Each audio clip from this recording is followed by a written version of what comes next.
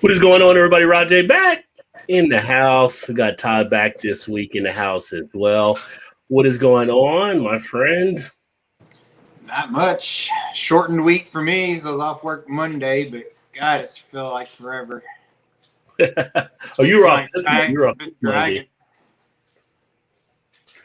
Yeah, you were off this Monday. You said, right? So yeah, I was off this past Friday and Monday. So and short week for me, but feels like it's been forever. So yeah, today was super busy, crazy busy. But yeah, I was off last week, so definitely this week felt long to me, a little bit longer.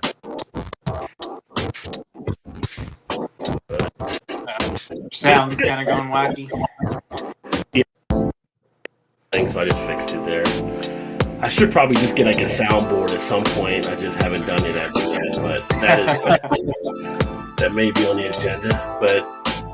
Or I just need a faster laptop, although this laptop should be doing a lot better than it actually is because it's not like it's a old laptop by any means.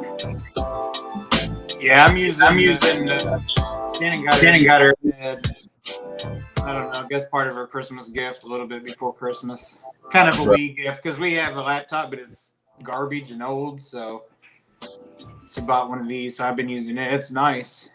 Now I can actually see everything a lot bigger now. Yeah, the screen's probably as big as her old laptop. Is it like an iPad one? Yeah. Mm-hmm. Yeah. So. I think it's 12-inch or whatever they call 12 and a half, whatever that dimension is. It's a weird dimension. Well, only the women count the inches, right? So, yeah. Welcome to the chat out there as well as we are ready to roll here on another Thursday night, which is now the home of the Toss One Back Thursday. And we got Ron Sutton in the chat. He's actually first. So welcome, Mr. Hans. And yeah. And I got Jimmy in the house, Cuff and Stuff Barbecue. What is going on, Chief? Good to see you as well, brother. And if you don't know Jimmy over there on Cuff and Stuff Barbecue, make sure to check him out. He's always putting some good stuff together for the grill for sure. Got Tremaine in the house. What is going on, Tremaine? It was good riding Todd. Good to see my man Todd back in action. Come on, Tremaine. Yeah, Tremaine's been around like a lot now, so it's cool. So Tremaine, he kind of he's replacing Erie's a number one fan. Haven't seen Erie's, but always brings the good comments too. Yeah. Daryl's in the house. Daryl might be number one fan because Daryl's been here for a while too, though. So yeah, love having Daryl in the house as well. Cheers and happy Friday Eve, my friend. Tunis in the house. Is that wrong that I salad toss? Yeah, ask it for yourself. Definitely wrong on that one. Not that kind of show that I'm aware of, but after a few drinks, you never know what could happen. Hard telling. Yeah. We got Trez. Hey Trez, what is going on, brother? Cheers, my friend. That's my homie here in Cincy as well. What's good? What's happening? What's up, Trez? Yeah. Trez, we used to work together and stuff. I haven't seen Trez in a while. I haven't seen anybody in a while because of the COVID stuff. So it's kind of like this will be. I haven't been to a restaurant since March, so it'll be almost 10 months now. It'll be almost a year since I've actually been in a restaurant to eat, or even a brewery or anything. I mean, like I said, last festival was last year's Beer Fest, right? That was February. So yeah, shit. Yeah, I've been in breweries to pick up stuff, but not to just sit there and socialize and hang out, with all the Rona flying around. Hard to believe coming up on a year. Yeah. And of course, now we got the new variations of the Rona, so it's not even just the good old Rona. The Rona we knew from 2020. Right. Yeah. We don't even know the 2020 Rona anymore. It's different. It's already changed up on us. Who knew? It's like you had like 2 cases. It's like Rona's becoming a gang now. You got like the South African Rona, you got the Brazil Rona. It's like they're like Bloods and Crips out here trying to get to us. So it's kind of crazy. So we'll see what happens. And they're finding out that some of the doses work with some of them, but not maybe as well with some of the other ones. So I don't know. If it's a money to be made by the pharmaceutical companies, they'll probably never solve for it. They'll just keep treating it and charging us at some point down the line, I'm sure, just like you do everything else. But that's a different type of commentary. Shannon's going on her second week since she's had her second vaccination, I think. So far, no third eyes or third arms or anything growing. No side effects or anything like that. Do I? No side effects or anything like that. Yeah, so far. Yeah. So far. What was that? The movie with Arnold Schwarzenegger when he went to Mars, like no third boob or anything. Right. I mean, I guess some side effects could be good, right? Let's not put a stop to everything. So yeah. And there's I talked up Erie in the house. Cheers, Erie. What is happening? Cheers to you as well. She's actually I think she was like reclining early. She put on Facebook she was just gonna lay down and do some Sudoku or something or crossword or something you were doing. I was like, no Call of Duty? I think she's giving up on the Call of Duty for a bit. I know I have.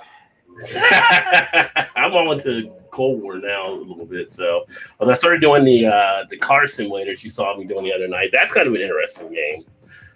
Taking together cars and putting them together and then driving them.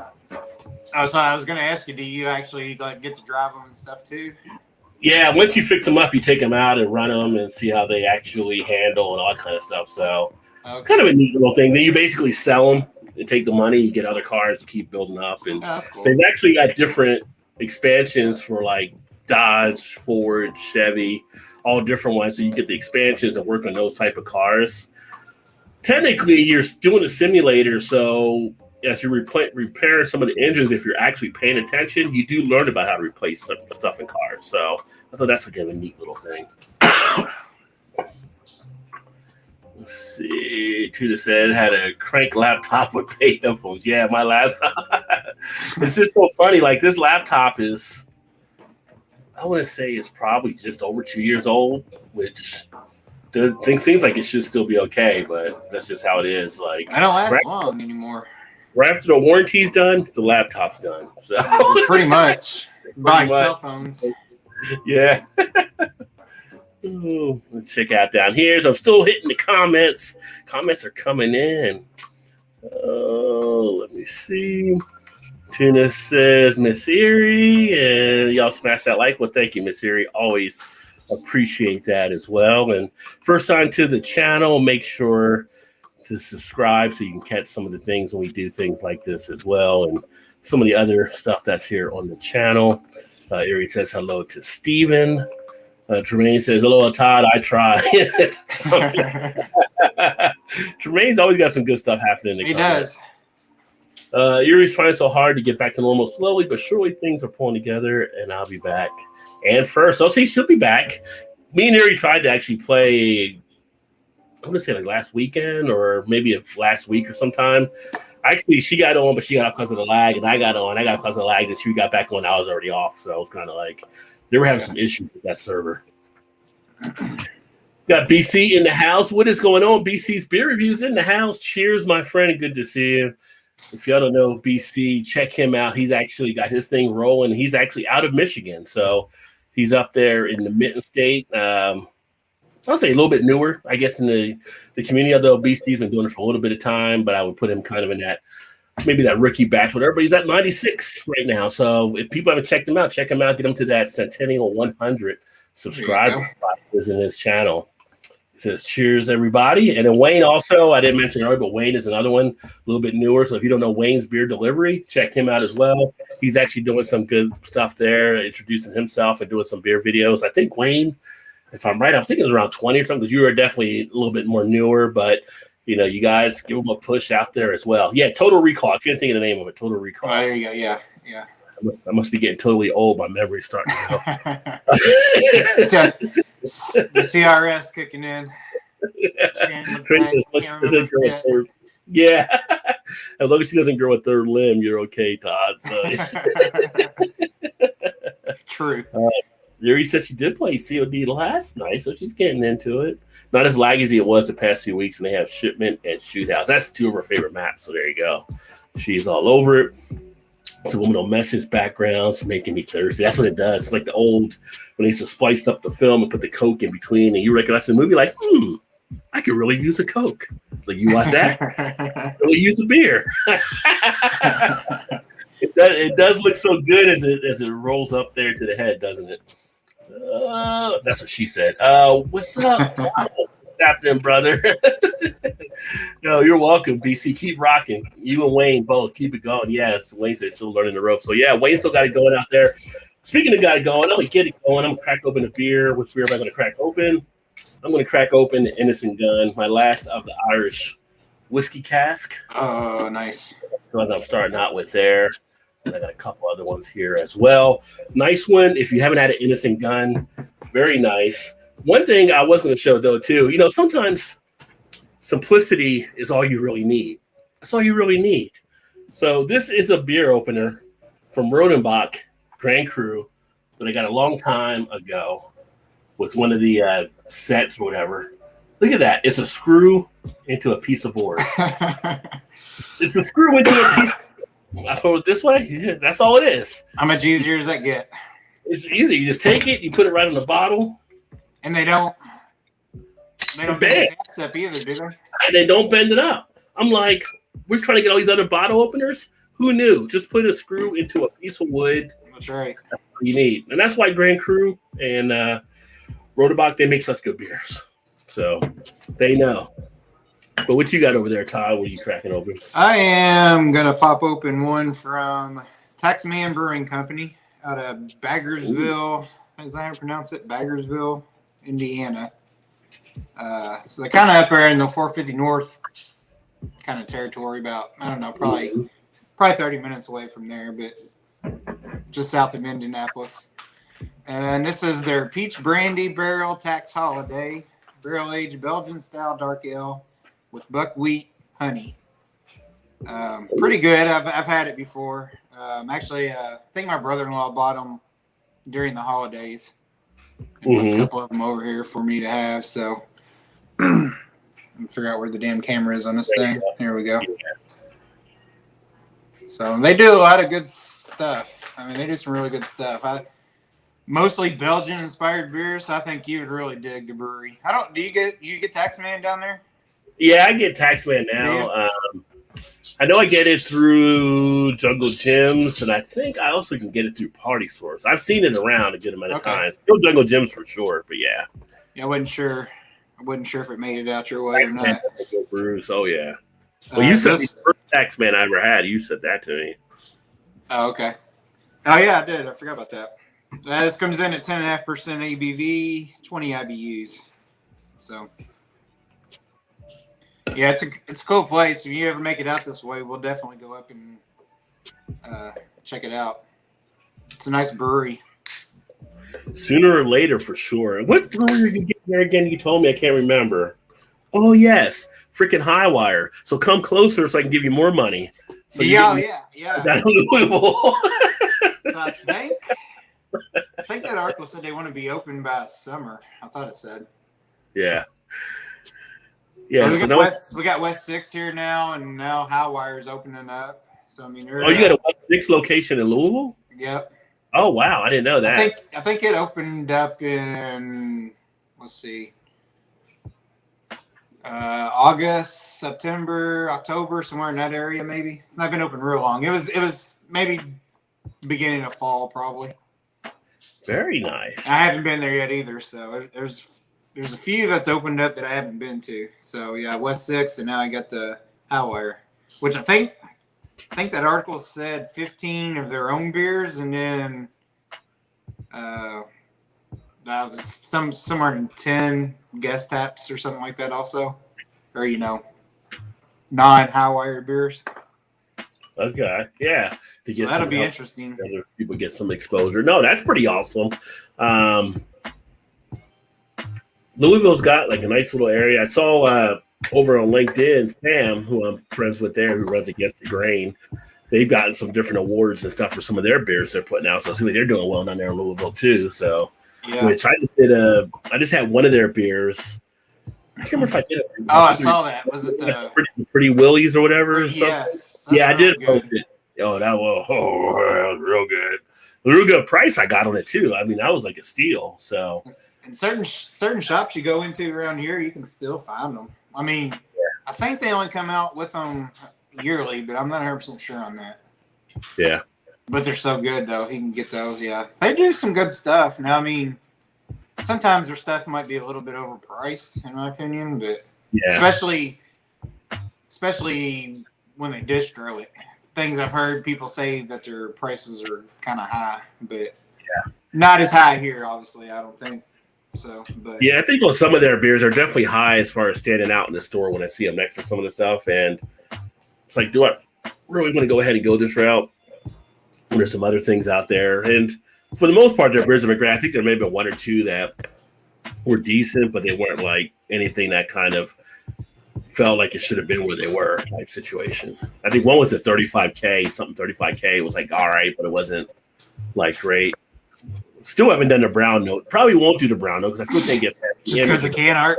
And yeah. Who wants to drink a beer with a dude with his underwear with a big shit stain in it? Yeah. Is that what you mean? Yeah.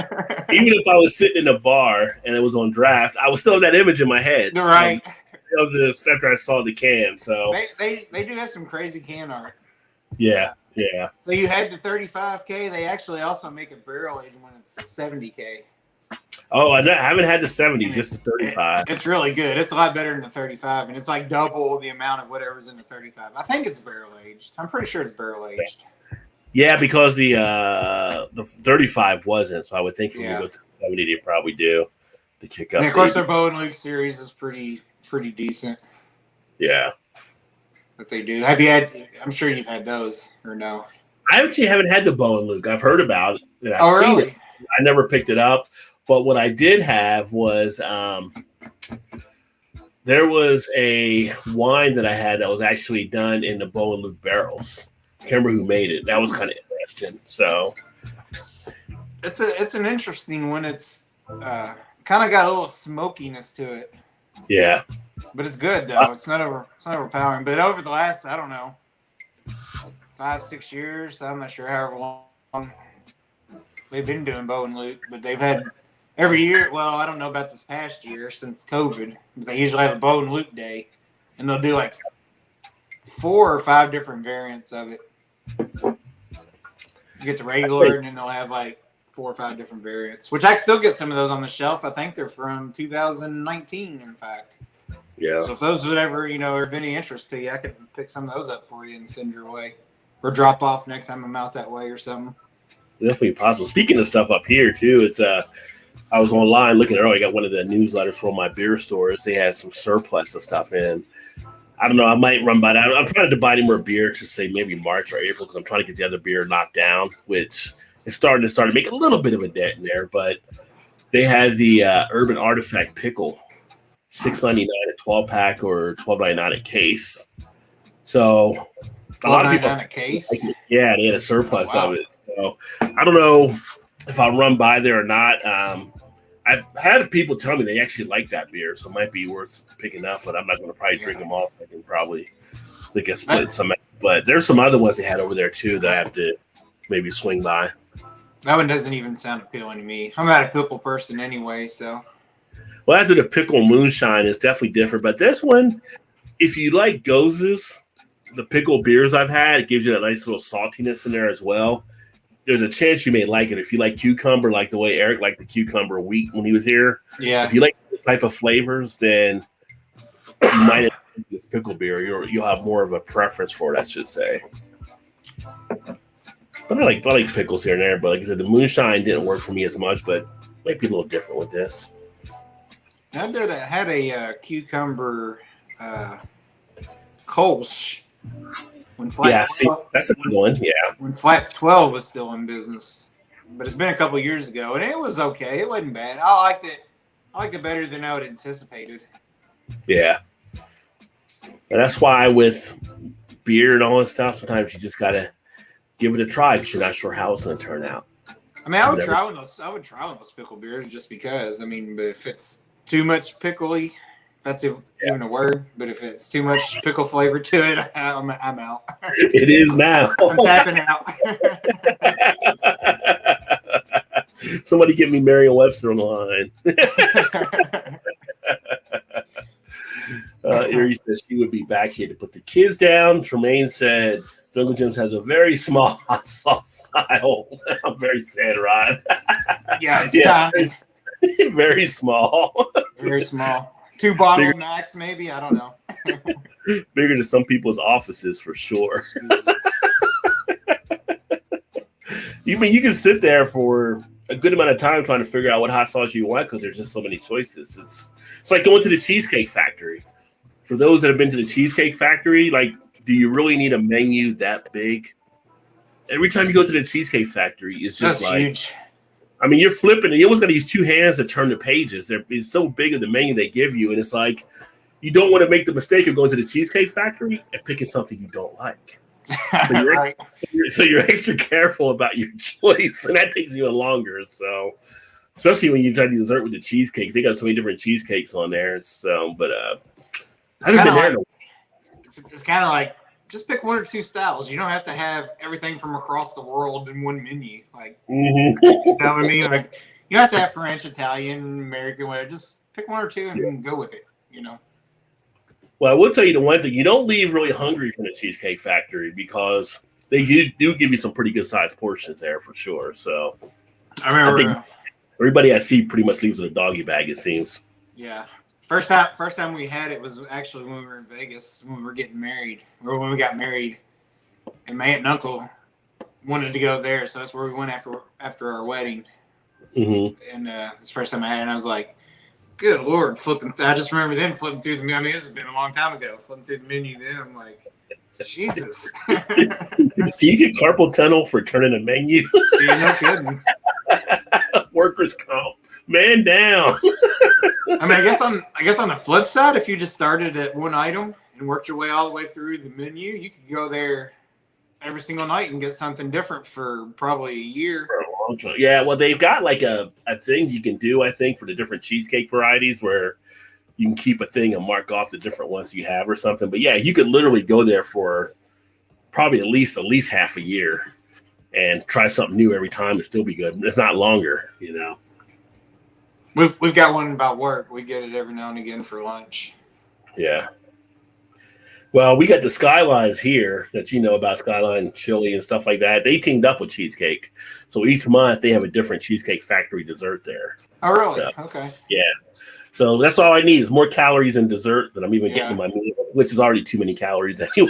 Well, we have a Skyline not too far from our house. They probably have it there. I would think it's there. The only one in Indiana, well, not in Indiana, but in our area of Indiana that I know of. Yeah, they don't really do as well outside the Cincinnati area. Some over here in Kentucky they will, but they said they tried them in other states. Like the only one that really stuck was like kind of down to Florida, like on the west coast of Florida, because all the snowbirds they go down there from up here keep enough business for them down there, I guess. But I can see that. I mean, it's not the best chili for people. Like my mom still won't eat it when she comes to visit. So we would ask, is that stinky place still over there? Like she just doesn't even think a name, you know. It's like it's okay. It's not like the best chili dog or whatever I've ever had, or chili mac or whatever you want to get or whatever. But it's okay. I think you kind of get used to it as you're here. The more it's around you, and you start, you get acclimated. You try something, and then next thing you know, oh, it's not bad or whatever. You've been worn down. That's why it's not bad anymore. You've been broken down. True. Malt is in the house. Malt Muser Whiskey Reviews. Welcome, brother. If you guys don't know Malt, check him out. He does some great stuff on whiskey. I mean, I learn something on his show every time when he's doing the whiskey things, and great guy there. We got EB in the house, who's just blowing up. He's like Heavy D, Mr. Big Stuff at this point. He's just getting huge, and it's great to see. He just crossed over the 10,000 plateau. I think he's over 12 maybe now. And building up on crazy. The new Mr. Worldwide. He is. Like, if you guys want to laugh and see some of the stuff he does on the reactions, I mean, people love watching the reactions he's doing. And he does have a distinctive laugh. People tell me I like have an infectious laugh when I'm around doing stuff. It makes other people happy or whatever. But EB does as well. EB just like you don't leave his show upset. You have a great time watching his channel. So yeah, for sure. If you haven't checked him out, check him out. And he's blowing up really huge overseas over in the UK. I mean, pretty soon he may show up like on Harry and Craig's and them TV set. That's how popular he's becoming. Like, UK people are loving him over there, so he's doing a great job. And BC, I'm going to be doing a bourbon aged beer from Bell's Beers tomorrow. Which one are you doing, BC? Let me know which one. I've had a few of them from Bell's. Larry Bell made a thing or two about beer. Yeah, Expedition and what was the other one? The other stout they had there too. We had the Black Note. Yeah, Black Note. I was trying to think. There was another stout that I had that was also. I've had a few from Barrel. My phone is charged. Otherwise, I can pull it up, look at my Untapped. But definitely done my share of Bells. And of course, you know when spring always comes, I always get a little bit of Oberon because that's tells me spring is here when Oberon's out. Oberon's out. It must be springtime. Oh, GSHL in the house. What is going on, legends? Rod, the beer legend, is live, y'all. Cheers. Cheers to you, my friend. GSHL TV, always having a great time up there north of the border of us and up in Canada. And it's always got the after hour show cranking. So if you're a night owl, those guys are rolling like anytime from like 11:30 midnight through to the wee hours of the morning. So great crew that he has over there as well. You will sit there and you will laugh. Sometimes I'm laying in bed, I just watch and laugh at some of the stuff they're doing. EB says cheers to GSH. The beer brewing that barrel aged, just called BJ Dark. I haven't seen that one. I haven't had Atwater beer in a while, and I do like Atwater. What were you gonna say? I was gonna say, local bottle shop that I usually go to. I just saw they posted on Facebook today. They got a beer. It's just one beer from this brewery. Oh wait a minute, is that the one? Hang on, let me see if that's the right one. Yeah, so Cedar Creek Brewing Company up in Martinsville, Indiana, which is up near Chicago area-ish, I think, in that area, a little bit south, I think. And it's called The Darkest Achievement, and it's a Russian Imperial Stout. Guess what the ABV is on this thing? Oh, what is this? What the ABV? Shout out to Chugs. Right. Russian Imperial Stout. I mean, it's shot in the dark. The way you make it do is kind of a surprise. What's like 11.2 or something? 20%. That's a little more than just a Russian Imperial. I know, right? Although I don't know if there's really a seal in for the Russian Imperial. It's 20% ABV, 78 IBUs. Wow. So it says. So I don't know if this must be its description is a nano brewery, so it's it's small. So maybe they're small. So I'm not sure if they just specially bottled this one and sent out. I'm not really sure, but here's what it says on Untapped on this beer. It says, on the darkest day each year, we release our massive bourbon barrel-aged Russian Imperial Stout. Huge flavor notes of chocolate and coffee with a sweet bourbon accent. And an incredibly smooth and full body makes this truly unique beer that completely hides the formidable alcohol content. If you can hide 20%, you're doing something right or something good. Is it a 12-ounce bottle? Does it say or anything? Or it's a good question. Let me see if let me pull it up here. Because he usually puts pictures on his Facebook page when he releases something. Let me see. Something like that. It might be like a 16.9, I would think, but it could be a 12. It doesn't say. It just has the logo of it, I guess. What's the price of the beer? Does it say on there? Yeah, it doesn't have the prices on it either. I'll let you know though, because I'm gonna swing by there probably tomorrow and just try to pick one up. I mean, I gotta imagine it's probably. If it's a bomber, it's at least $20 plus. I would think for 20%. Really? I would think. I mean, wouldn't you think for that high? Well, I'm talking about. It might be more than that. It might be more than that though for a bomber. Well, at 20, you might be looking at 30 or something. And if it's a 12-ouncer, then I don't know. Depending on what the cost it was to make it and to get it where it's at. True. So I might try to see if they have one. Not just because I'm curious now. I mean. Oh yeah. I know we had a couple other ones I've not heard of either. We've been getting a lot of new stuff here lately. coming around here for some reason.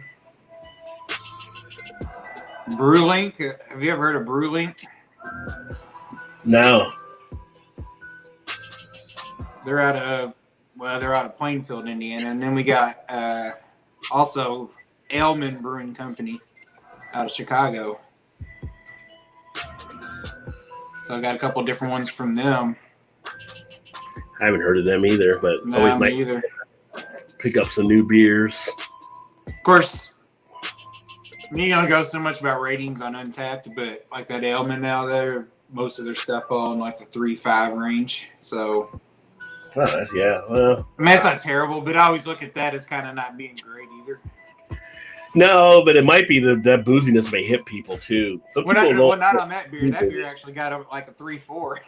I mean, 4.4. 4.4. Okay. Oh, the Aleman was the other one. Okay. Yeah, gotcha. The Aleman was the brewery out of Chicago. Yeah. And most of their beers, a couple of their beers, I looked them up just to see what they were, and I don't know. You take those for what they are. I mean, still probably try it anyway. At least just get one. Yeah. One of each just to try it. Well, craft doesn't always mean great either. Just like macro doesn't always mean bad. So it's just, there might be a couple you really like, a couple you don't. Just the way it breaks down. But BC, I was gonna say, on Untapped, you just don't know what everybody like. Their 3.5 might be really good.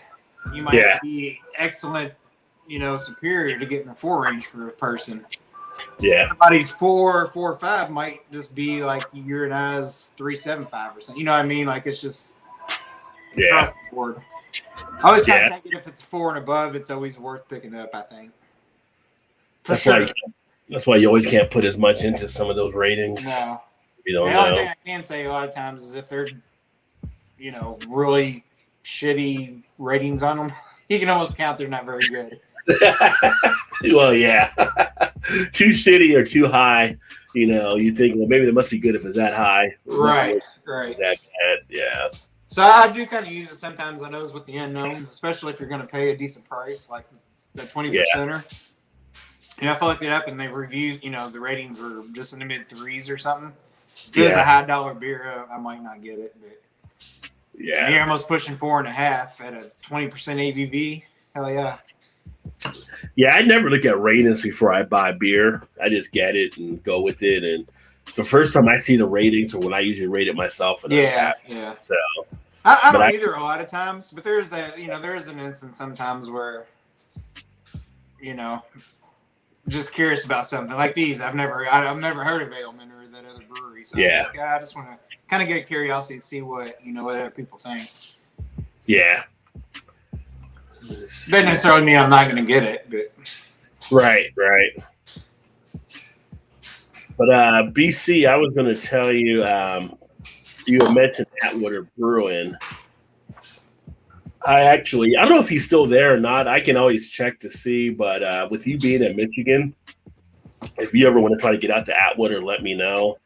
And I can reach out to the guy I know that used to be up there. Hopefully he's still there. He's their national sales director. So he's a pretty cool guy. He brought me some beers to try a few years back. And if he's still with them, I've got his information here, and you could probably get out there and do a video or something if you want. Just hit me up on Twitter or whatever, like you usually do.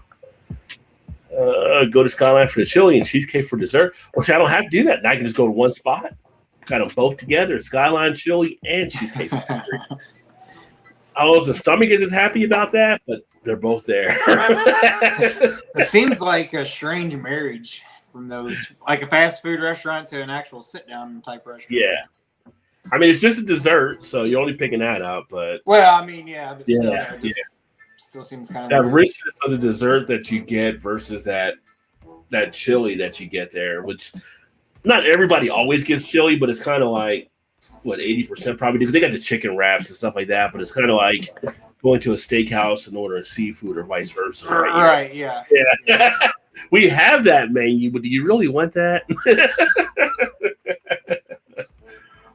He's like 200 away from 14K. It's been insane. Oh, wow. Excuse me, 15K, not 14. So that's how quick he's blowing up. So That is awesome there for EB. What's that been, like a week and a half? He's been doing he's had a big rush over the last week and a half, 2 weeks, but he was already, I think he hit like 10,000 maybe about 3 weeks ago or so. So he's growing really fast. So that's awesome. He's also got like the memberships that people are becoming members of the channel, which is great too. So he's doing it right, and he deserves it. He puts the work in. So he ain't gonna talk to us no more. He's gonna get so big. He's my I knew him when story right there. I knew him when. So yeah, I always say that about somebody. We used to play Call of Duty with him at one time. I knew him when the beer was little. Right. Yeah, exactly. Gilbert's in the house. Cheers, Gilbert. Hopefully you're out of recovery now with the Packers being knocked out, my friend. So, were you rooting for the Packers that game? Me? Yeah, I was, just because I don't like Tom Brady. Yeah. Only because he played for the Patriots for so long when I had Manning at Indy, so it was always Yeah. Now that he's there, I don't hate him as much, because now you'd be like, okay, you got to give him props now, because first year in the NFC and he's gone to the Super Bowl the first year. Yeah.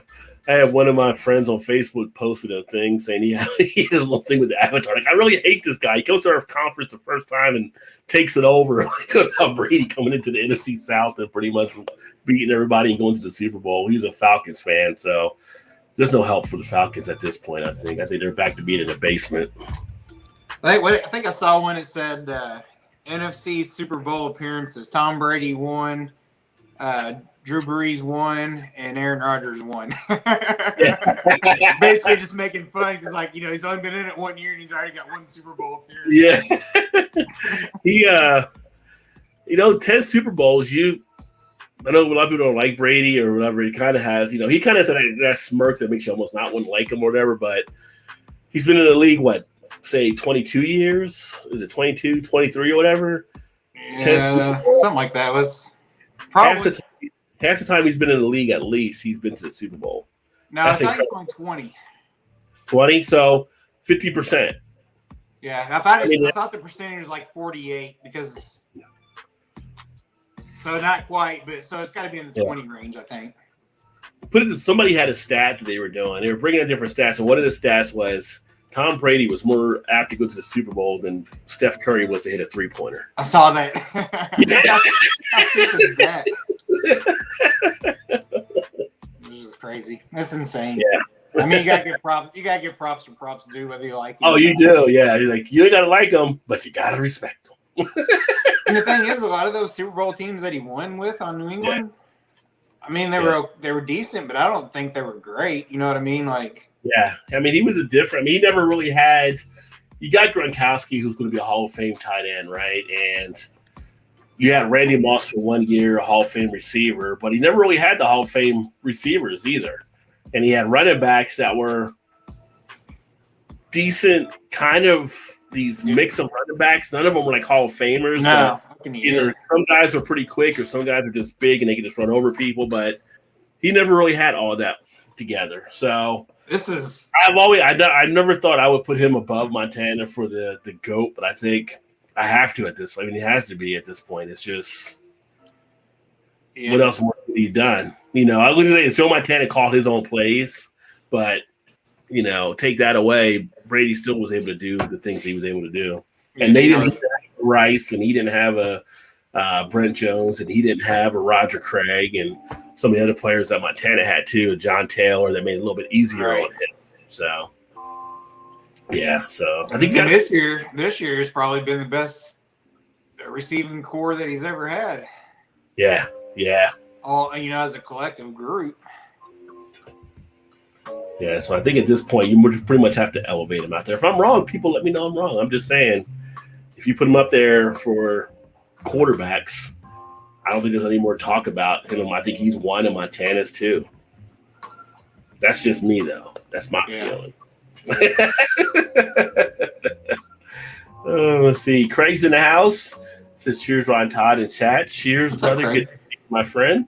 EB said, Craig, how you doing tonight? Tremaine said, Oberon too heavy rock for spring, just my opinion. Isn't that almost 7? That's too much. No, Oberon's actually I think it's like down 5-6 or something. But to me, it's a pale wheat ale. So you have some hoppiness to it, a little bit of bitterness. I prefer like pale ales, but like in the wheat form too. So I like the new hoppiness they're adding to them rather than just a regular fruited wheat ale. And I could drink Oberon all day long. But now again, I throw down 11, 12, 13, 14, 15, 16% ABV beers at times. So it's 5.8. 5.8, yeah. So right down there. So it's all a matter of what you're building to. But yeah, an Oberon, summer day, just kicking back on the deck, having a cigar. Yeah, that works for me. Or spring day. 20%, that's crazy strong. Yeah. Yeah, I would give it a go though, to 20. I don't think I've had more yet than the 18 something I had from Avery. I think that might have been the highest thus far. I would still try the one from Brewdog. That's what, 60% or something. Yeah. Which the snake bite, which really at that level, do you still call it a beer? Because really it isn't, I don't think. So it shouldn't even be called a beer at that point. I can get that tomorrow, and they don't have a limit on that one, and it's not stupid expensive. I might get two and try to have and pop one on the show. Yeah, let me know. I mean, if it's expensive and I got to pay you, let me know as well. No, I ain't worried about that. I mean, I'm gonna get one regardless, even if it is kind of stupid expensive. At least one. Yeah. But if it's not, it's not like Utopia crazy. Yeah, exactly. Too outrageous. I might get two, try to have one on the show. Well, even if I get one, I might just try it on the show anyway. I don't know. We'll see what happens. Yeah. It's like $200 for a genie bottle. Yeah, and don't be stupid like me and drink it all in one night either. You're man. That's a good drink. You drink a whole bottle of Utopia one night. I mean, I can tell you the alcohol was well hidden in that one. Yeah. Gilbert says. Well, I mean, what do you do when they open the bottle and nobody else likes it? I mean, you're kind of stuck at that point, aren't you? You're pretty much. Did you know what the ABV was when you were doing it, by the way? Or you were just drinking and not even realizing it? I knew. Yeah. Good thing you lived across the street. Right, exactly. Don't really remember the walk home that night, but yeah, you're crawling like I'll get there eventually. I tried to get the bottle because the bottle's cool. I was like, I finished the damn thing. You should at least let me have the bottle. He's like, no, I'm gonna keep it because it is a cool looking bottle. I'm like, yeah, that ain't right. But you did let me have your old bottle of Utopia, so I was like, okay, I guess I can't complain too much. Kind of like the genie bottle there.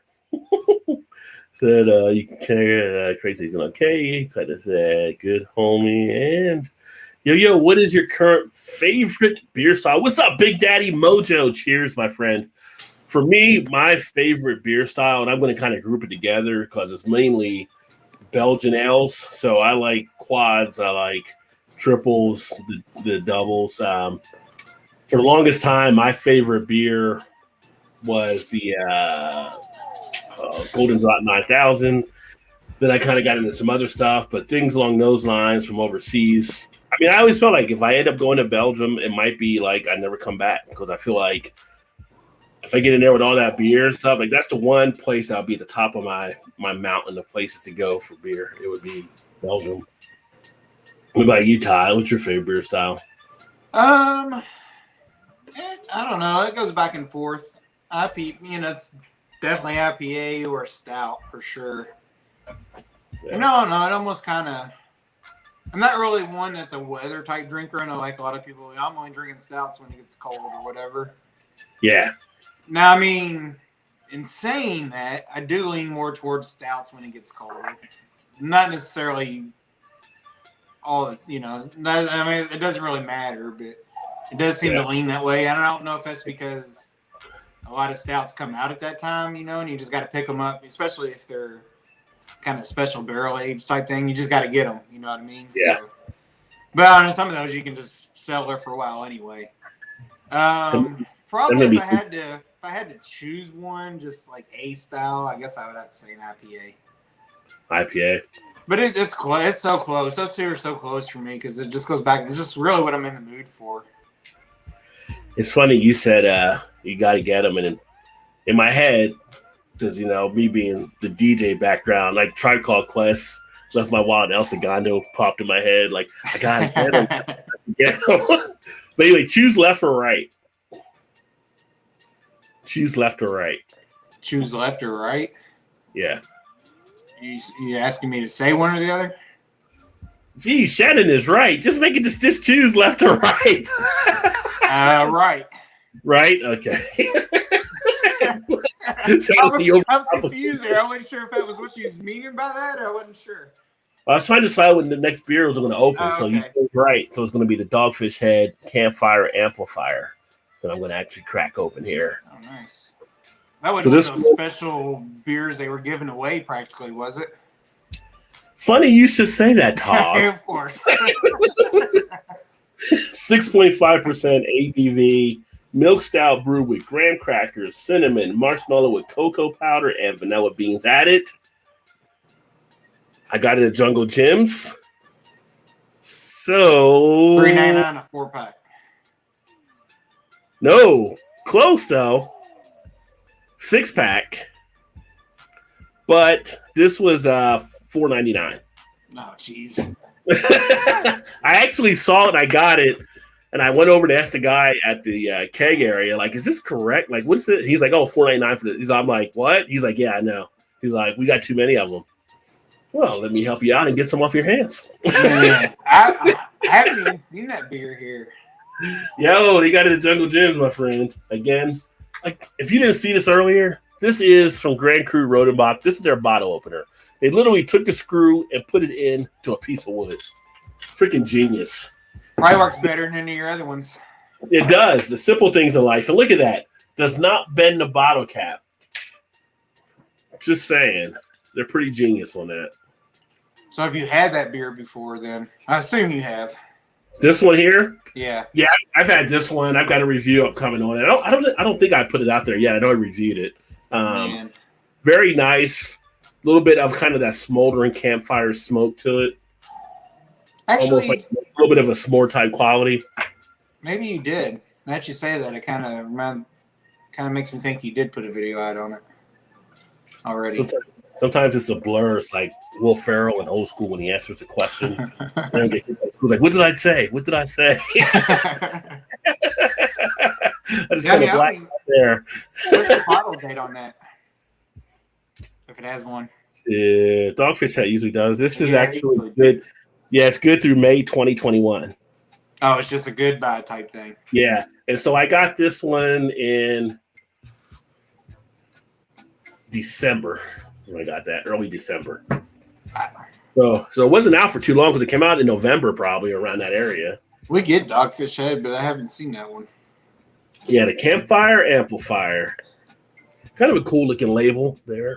With the little clown face type stuff. I mean, if you're a guy that gets freaked out on clowns, that might bother you, but yeah, Shannon wouldn't like that one. Yeah. Get it out of my house. Smash the bottle against the wall. It's the devil. He got the devil in that bottle. Let me see. You got Dee Dee in the house. Says, what up, Rod? Hey, Todd. Cheers to all. Happy Friday. Went to Trader Joe's and picked up their bourbon Columbia coffee stout. I think it's 24 ounce, $15. Not a Rajay deal, but close. Well, that sounds to be a pretty nice one, though. Nice. Last time I went to our Trader Joe's here, they said they weren't really getting a lot of the big bottle stuff as much anymore. So I don't know why stores are getting those now. I haven't been back there since then. That was like December or so, around that time as well. So yeah, that sounds to be a decent one. You get some great finds at Trader Joe's. Might have to swing by there and trying to find that one maybe. Yeah, you get some nice finds. They had a peanut butter cup one come out, and it was already sold out. I couldn't get to it in time. Well, that's what I was going to say. That's the last time I was there was when they got that one. I picked it up, but I went back to see if I can get one for you because I told you I would, but they were already gone.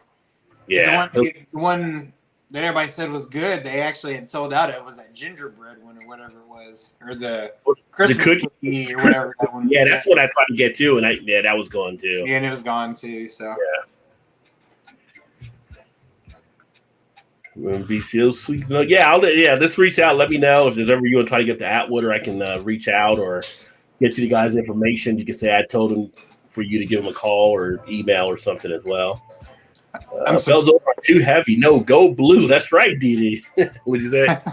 I'm surprised I'm surprised that beer at Trader Joe's is that expensive. I mean, it was 24 ounce in a barrel age, but I would have thought it would have been less than that. Well, Columbia Coffee Stout might have been the cost of coffee and stuff in there too. Yeah, that's true. That's true. Yeah, usually you get some really, like, you'll get, like, I got one of their vintage big bottle ales that's actually was brewed, I think, by Unibrew, and it was $8.99 or whatever, like one of the 25 ounce type bottles, like, and it was just like you were drinking a Unibrew beer, which is decent beer too. So, yeah, but all the ones I've had from them, you can't really go wrong with their stuff. Heavy as an ABV for a session beer? Well, it all depends about the session, Tremaine. All about the session. We have our Bach Fest. We have our Bach Fest that comes up here in Fed. Well, I keep thinking things are coming up, but I guess they're not because people aren't really going anywhere. But our Bach Fest is usually in February, and so it's all box, and it's like all heavy box, like 10% up. Like people get hammered. Didi said, "Hey, Eclectic, what's going on as well? Hit 10K this past Sunday. I was at 1.3 last night. I thought it was like a little bit long. I thought it was like last 2 weekends ago. I was gonna say, I was thinking it was like in a week or two span that he hit. I mean, just jumped big time. Yeah, huge jump. I mean, the views he's getting on videos is excellent. He said, "Hey to Eric, cheers, Didi, how you been? Gilbert, cheers." I don't care for Brady either. LOL. I mean, he wins all these Super Bowls. He's married to a supermodel. All this other stuff that he does, and it's like, yeah, you can leave him now, Tom. I mean, he's probably got GameStop stock right now too. He's probably got like a bunch of GameStop stock. So he's probably getting loaded on that as well. That's crazy. I saw that yesterday. Yesterday and on Facebook, and a guy that I went to school with, he said he threw $500 at it like in January, just because or whatever. And I think he said he made like $36,000 off of it, based on a month's time. There was a guy that had in the news. He was talking about it tonight. He made, I think it was $8,000 over. I would say it was like over the last 2 weeks or something. He bought like a certain amount of shares, and it's a weird type game. I was talking to EB about it earlier, and a few of the other guys as well, and the thing that ends up happening, you have these managers, and I got to be careful because I actually have a securities license, so I can't I'm giving financial advice. Otherwise, SEC will be knocking on my door. But you have hedge fund managers, which are the only funds that you can run without having to release any information about, like mutual funds and other investments. You got to release what your holdings are. You don't have to do that with hedge funds. Yeah, that's kind of the secret thing you have about it. And so they were out there buying the shorts because they're betting really with GameStop. It's not a company that's really, I don't see going places. It's kind of like they were pretty much heading down. The thing that was really saving them were the Xbox and the PlayStation releases. But a lot of people had not been going to GameStop as much. If you look at the trend lines, a lot of people do the digital stuff. There's other opportunities now with Best Buys and the Walmarts and things they're doing. So it kind of got squeezed out. So, when hedge funds managers come in, they go to short, thinking the company's going to go down. But then other people rally behind them that they put that push on, and so that now makes the hedge fund managers have to buy stocks back at higher prices because their orders are expired and they got to come up with the money. The problem you have is that people are borrowing other stocks against it to be able to buy that type of thing. So even though they may get hit on GameStop, that can hit other portfolios for people as well, because if they got to sell to make up their loss on GameStop, they're pulling stuff out of like Apple, out of GE, these other type of areas where now those stocks will start going down. And people say, well, what's wrong with these? There's nothing wrong with companies. There's not. It's just they have to cover these other losses they have over here now. And then other people's portfolios. So that's where a lot of the concerns come in, or they try to come in from the Wall Street side of things. But at the same point, the stuff that's coming in from your retail investors, even some of your government people now, is that you're letting one side of the house do whatever they want, but you're penalizing the other side of the house, which isn't right either. So they've got an issue they got to deal with there on Wall Street. I thought I read that it was a big thing on Reddit was why this thing took off. And this is a group on Reddit that comes up with these stocks from time to time and put them out there. And then people just jump all over them and just, like you were saying, kind of short term or whatever, and shoot them through the roof. Yeah, there was a guy on Reddit that noticed the trend that was taking place and kind of got that group assembled, I think. But the one of the guys that was actually one of the hedge fund managers, he was actually invested in GameStop. He was shorting them because he was trying to get them to drop their price and be able to buy back at different type of things he's working, the mechanism he was doing. And so this kind of all screwed him up because he wasn't able to do that. Now he's got to pay out a lot more. So he was not, not the happiest of campers. But yeah, they look the trend line. If you go look at a company like Bed Bath & Beyond's another one right now. Bed Bath & Beyond have been struggling for the last couple of years on stuff. And so they have stuff shorted against them, but it's shorted to a certain point over certain thresholds where if you're looking at it, you say, well, if you have enough people that can buy on the other side, you can force the price up. And these managers, when their orders are called, they have to pay at that point. So that's what caused the issue for them to actually get hit on that and everything. And now they're buying at a higher price. That's driving the market even higher on that stock. So it's all part of the investing game that's out there. But like I told some people earlier, we were talking about it. It's like a musical chair. So I think one of my guys I work with, like he was saying, he had a stock that took a hit today, but it was like a stock that should have taken a hit because it was pretty solid. But in the ever-changing world that we're in now with all this stuff happening, it could have been sold out because someone had to cover a position. Like tomorrow will be a big day because that's when some of the orders are getting called for some of these options stuff that were done. So interesting day in the market, I'm sure you can see. And now, like Robinhood was one of the companies allowing a lot to happen. They're going to do limited trading. They're going to allow for people tomorrow. So that'll be kind of interesting to see what they allow there. But today they shut it off where you could only close your position. You couldn't trade or anything like that really unless you were selling out. So that became a thing of concern. And one person already launched a class action suit against them for doing that. So it's interesting. Years from now, there'll be a book and a movie written about what happened these last couple weeks. Oh, yeah. I started to message my cousin today to see if he had any of that GameStop stock. He was a big one that teaches at IU now up in Bloomington. He was on Wall Street, did a lot of trading and stuff like that through the years, and kind of gave it up and decided to go teach instead. So sometimes he'll message me like, hey, pay attention to this stock or whatever, and of course I don't ever, like, I ain't got that kind of money to be buying some of that shit to make anything worthwhile, Well, you'd have made a hit here for sure and everything, but it'll be interesting tomorrow and then going into next week where we're actually at on stuff. You got congressional stuff, people saying things. Supposedly, even the White House is called kind of Robinhood now.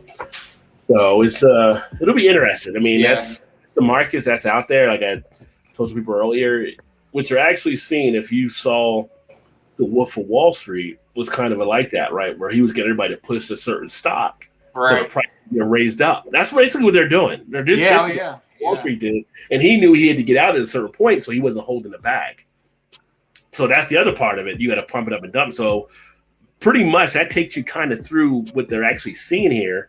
Then they jump out before everything is, they leave it a higher mark of what they can gauge at a higher type before it crashes. Yeah. What you look at yesterday, there was a time where it dipped down, but it came back up. And today it dipped down, didn't really come back up. So you don't know when that actually may happen. So, right. So it'll be interesting. It'll be interesting. But to go from, I think it was $4. I think it was $4. It was like $3 at one point. Yeah. Or barely $4 this time last year, and now it's what, over 200 now, isn't it? Yeah. A share. Mm-hmm. That's just crazy. It's something that really the market hasn't experienced with the new type of thing. And again, this goes to some of the power of social media. Because think about it, if you didn't have social media, you wouldn't have these guys all getting together through Reddit or some of these groups. True. You would have access to it. So that's another thing that's being introduced now. That'll be something the markets will deal with going forward. So this won't be the end of it. This will be like kind of the beginning of things, I think, coming down the line and other stocks. So now investors have to look at different things from whether you're a retail investor or you're the professional investor, because things can be quickly shaped and reshaped in the way things are done now. Let's see here. Ooh, salted caramel. Anderson Valley. Nice brewery as well. You had this one? Yeah. I've not had that one. I've had salted caramel beers, but not that one. But I've had a few of their beers. I know they do a good job usually. It says aged 6 months in bourbon barrels. That's all it says. Mm-hmm. Salted caramel porter. aged 6 months in bourbon barrels. Okay, what kind of bourbon barrels? They should just put on there. You don't need to know. It's just bourbon barrels. Just put on there Anderson Valley. He knows good. Right? 9.5%. We're lowballing it tonight. 10.5, 9.5. That's what I do, though. That's what I do. It's all about the session, like I said earlier. Using weather suck to vacation like the rest of the world. Yeah, vacation would be good. And my wife's she's starting to think about trying to plan where we're going to go next. And we're down either Red River Gorge or Asheville. She's really trying to push for the Gorge to go to. So, which we head down there, it'll probably be around April or so. Would it just be for the weekend, or? Probably at least a weekend. It's kind of good on a Friday or whatever. Come back like on a Tuesday or something like that, maybe, depending. Most people are back at work, I guess. I mean, during the early parts of the week. I don't know. I just figured. Yeah. If y'all need a friend or two to go, let us know. All right. You're not that far. Red River Gorge, I've never been. I always wanted to go. Yeah. And Asheville, Asheville's Asheville. I've been once, but I didn't get to spend just a couple hours there. So it's like I told her, I was like, we got to make a weekend and come back here just for the weekend, or whatever, and just go brewery hopping and go to the Biltmore or whatever out there too. And yeah, Asheville's going to be a big beer buying trip when I get there because say bring it back. Gotta wait for tax returns. I may have to drive down and come back in a U-Haul or something. Or right. Yeah. Wayne said, at least if Atlanta stays bad, we expected 2 Super Bowls and 2 disasters, and I'm the lifelong Falcons fan. Yeah, the Falcons were there twice, and didn't pull off. Well, the second one, who was it? The second one, did somebody oversleep or did something like one of the key players? Can't remember who it was. I thought somebody did something on the Falcons team. They ended up not going to the Super Bowl or were against team rules or something. I'm not sure.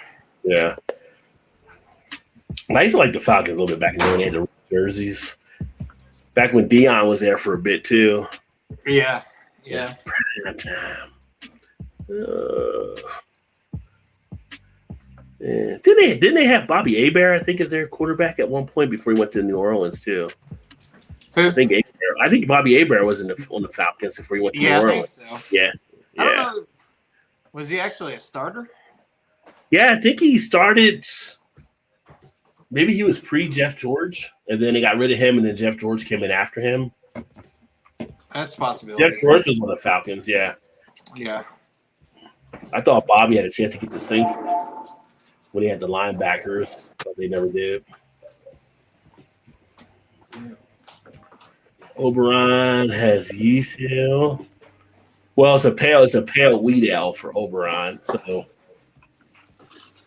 the Pack did what they needed, but didn't execute off the turnovers. Brady didn't have a good game, but the calls and Miss Holden were a joke.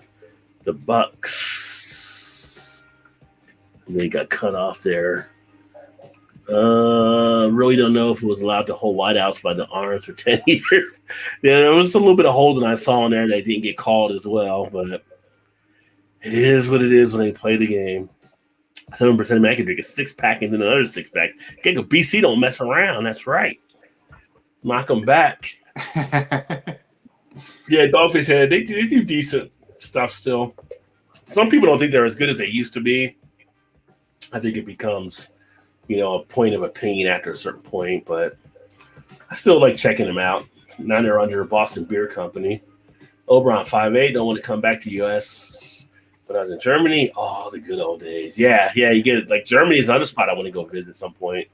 I have a lot of friends that love Germany. I mean, I know people that, moved to Germany. So Eric Gilbert is allowable when Brady's on the other team. It's the Brady rule.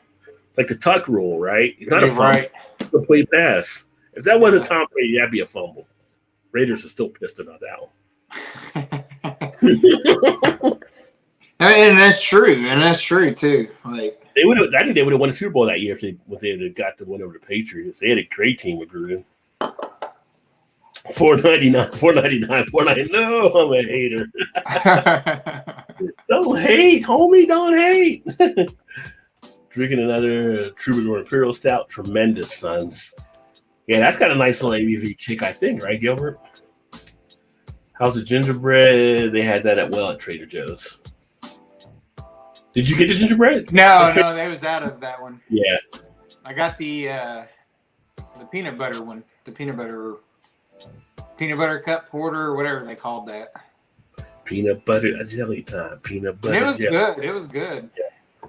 It was definitely worth. I think it was $4.99. I think for the whatever the bomber was. It wasn't a full like 22 ouncer. I don't think. Yeah. I don't think it was. 750 milliliter format. Imperial Session is my style. Due to the current state of times, my new session strength is 10%. What's up, Rainy? 10% sessions, I'm in. Chuck, what's going on? It's been a while. Sipping on a tropical, aka Thor beer. I can't talk. Thor beer. LOL. I'm getting tongue tied. I don't even have a high session beer right now. Good to see you, my friend. Folks are going to hold the stock, buy more to squeeze next week. Yeah, it's going to be interesting to see. That's the call right now. Yeah, it's. I just know from this I'm just expecting to see what happens because it's going to affect some other parts of the market, and I think some people might be focusing more on the tree than the forest in some respect, but there's definitely some issues in play. White House didn't just call Robinhood. They called everyone to stop selling the stock. Yeah, they called some other ones as well. But I know the one guy from Robinhood that posted that note. But it shook a lot of things up. And you saw people come out and, their feelings on it or their so-called feelings on it, with the politicians and all that kind of stuff. And, there is a thing there. It is a risk. I sent you that one thing, EB. I don't know if you saw, but the one guy on the press conference, I watched it earlier today. He was one of the guys that was not very happy about what was taking place, but he was a hedge manager. So what do you expect? Does that one not piss you off? Like we played video games and we didn't even get on the front end of something big there. Like how stupid is that? Yeah, no, that was something different. I never really thought about it. 'Cause like I said, I can't tell you the last time I went even to a GameStop. GameStop wasn't anything radar. I mean, yeah. Most of the times when I'm looking at investing now, it's mainly funds. The only time I really looked at stocks was when I was in between for a little bit of time years back when I got like downsized at a job and I had time in my hand and I was like, oh, let's do some day trading type stuff and was able to find some stuff out there to make some money off of. But no, I wasn't even thinking. When you're doing like the work of the day and everything else, you don't have time to watch the stock market. That's the thing, though, right? Right. Yeah. They give social media in a pandemic come together where people may have more times on their hand because they're at home doing stuff, depending what their job is. Even if it's an office job, they may be freed up at home, depending what that office job is, and they can study those types of things. And so those things together set up this situation. I would think if it was something where people weren't at home and it was like just a pandemic or they didn't have this access to be a part of it, it probably wouldn't even happened. There wouldn't have been enough purchasing power behind it and stuff. So right. It's interesting. But the GameStop going through the roof, that'd be kind of like an IPA company going off of some sort. And we'd be like, how do we not get on that one? I don't even know how that happened. And that would piss me off. Like, what do you mean? But I saw earlier next week, for all you guys that may be single out there, Bumble's actually got an IPO. So that's kind of interesting. Uh-oh. Yeah. What's going on, Hans? Cheers. Well, actually, not tonight. We just kind of do the show like this tonight. But yeah, if I end up doing something on a panel type thing, you'll always be invited for that. SEC going to investigate the Reddit. Yeah, it's SEC. They got the regulators. They got it's time to regulate. Start doing words. Regulators. They got them all. They're going everywhere right now. They're going to be knocking on doors. They're going to be trying to pull the thread. They couldn't get into it before, but now they're going to be able to try to get into it. Follow where these comments are coming from because now you have collusion, which is basically technically kind of illegal in the world of trading, but I'm pretty sure people actually do it. The thing about trade is like you're not supposed to do like insider trading like, what Martha Stewart went to jail for like years back or whatever. But it's like, if you do research and you find out stuff other people don't know, why wouldn't you want to act on that? It's kind of like, that's not supposed to happen unless the public know about it. But if you're doing extra research, you think you'd be able to act on the research you found. There's all kinds of little things around investing that are kind of little things there they try to catch people on. Does that taste like what it describes? It does. It's mine's definitely tasty. How's yours taste, Todd? Pretty much on point. Yeah, it's not bad. It's being a barrel aged. Well, I mean, it's 9.5, but hides the alcohol very well. I mean, it doesn't. It's not overpowering at all. Do get a little bit of the salted kind of caramel flavor. It's thin, but most porters are thin. A little thinner than you for 9.5 you'd expect, but it's tasty. But you can't really go bad with an Anderson Valley beer though. They're always, for the most part, they're always solid. Yeah, that's who it was. Eugene Robinson, the safety, got arrested for picking up a date. Oh, okay. Dirty, yeah. What is it about Atlanta? Like Atlanta, he's trying to pick up a date for a Super Bowl. The basketball player that went to the strip club when he was supposed to go to a funeral from when they were in the bubble. Broke the bubble rules. Yeah. Who's that pushing on the shower curtains? You just somebody pushing on the shower curtains? They always think your thing is shower curtains, I think. Oh, they probably see the reflection in the mirror, so I had to let the dogs in and out earlier, probably. Or Shannon probably was over there a while ago. 9% for the stout and 45 IBU. Not sweet at all, son. Nice. And yeah, man, see what you said. Yeah, that's kind of an interesting thing. I mean, the guy that was kind of complaining definitely came off as kind of being a big baby there.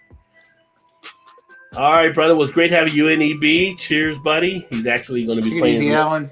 CD with the wifey, so he's getting he hasn't got no CD COD in a while too. Uh-oh.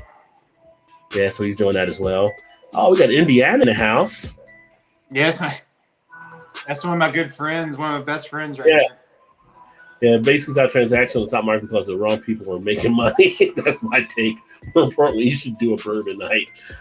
I got whiskey. We could do it. I mean, it's like I put bourbon in here once in a while as I'm basically like the beer channel, but occasionally we would do some bourbons and stuff like that. So Rod, that's my buddy Derek. You remember last year one night? I think he was playing Fortnite and we jumped and he was on there playing with us.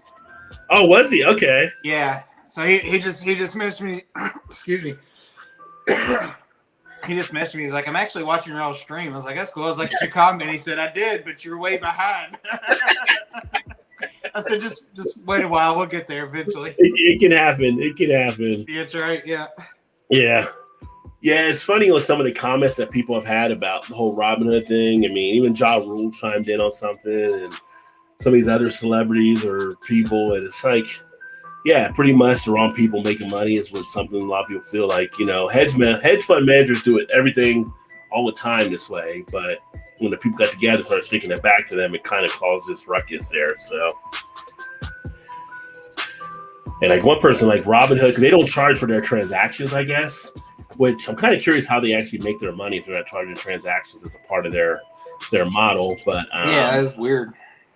That somebody said about the charge. They said, well, if they have to charge money, people will stop using Robinhood because one of the big things is free transactions. Gilbert says it's thin. He's getting like Paul drinking a 9% stout. It's a little bit colder than Paul would like, for sure. But I say today, because I didn't get a chance to really, today was a crazy day working.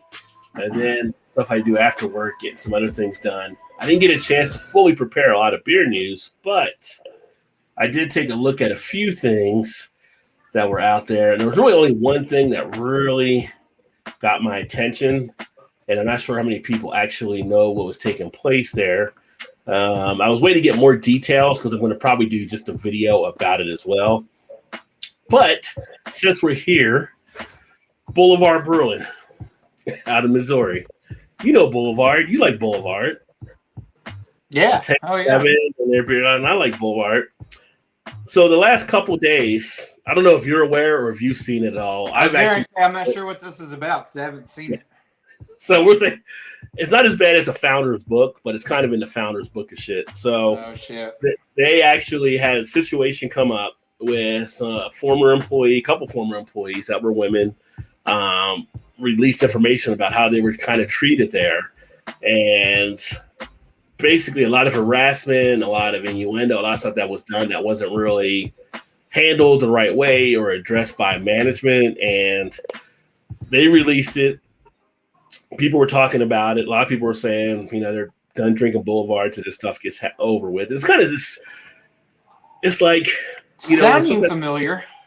Yeah. So people ask, the whole thing about diversity and stuff. The reason you have diversity is that you don't have dumbasses make dumb decisions because someone can stop them at the table and say, no, that's not a good way to go on stuff.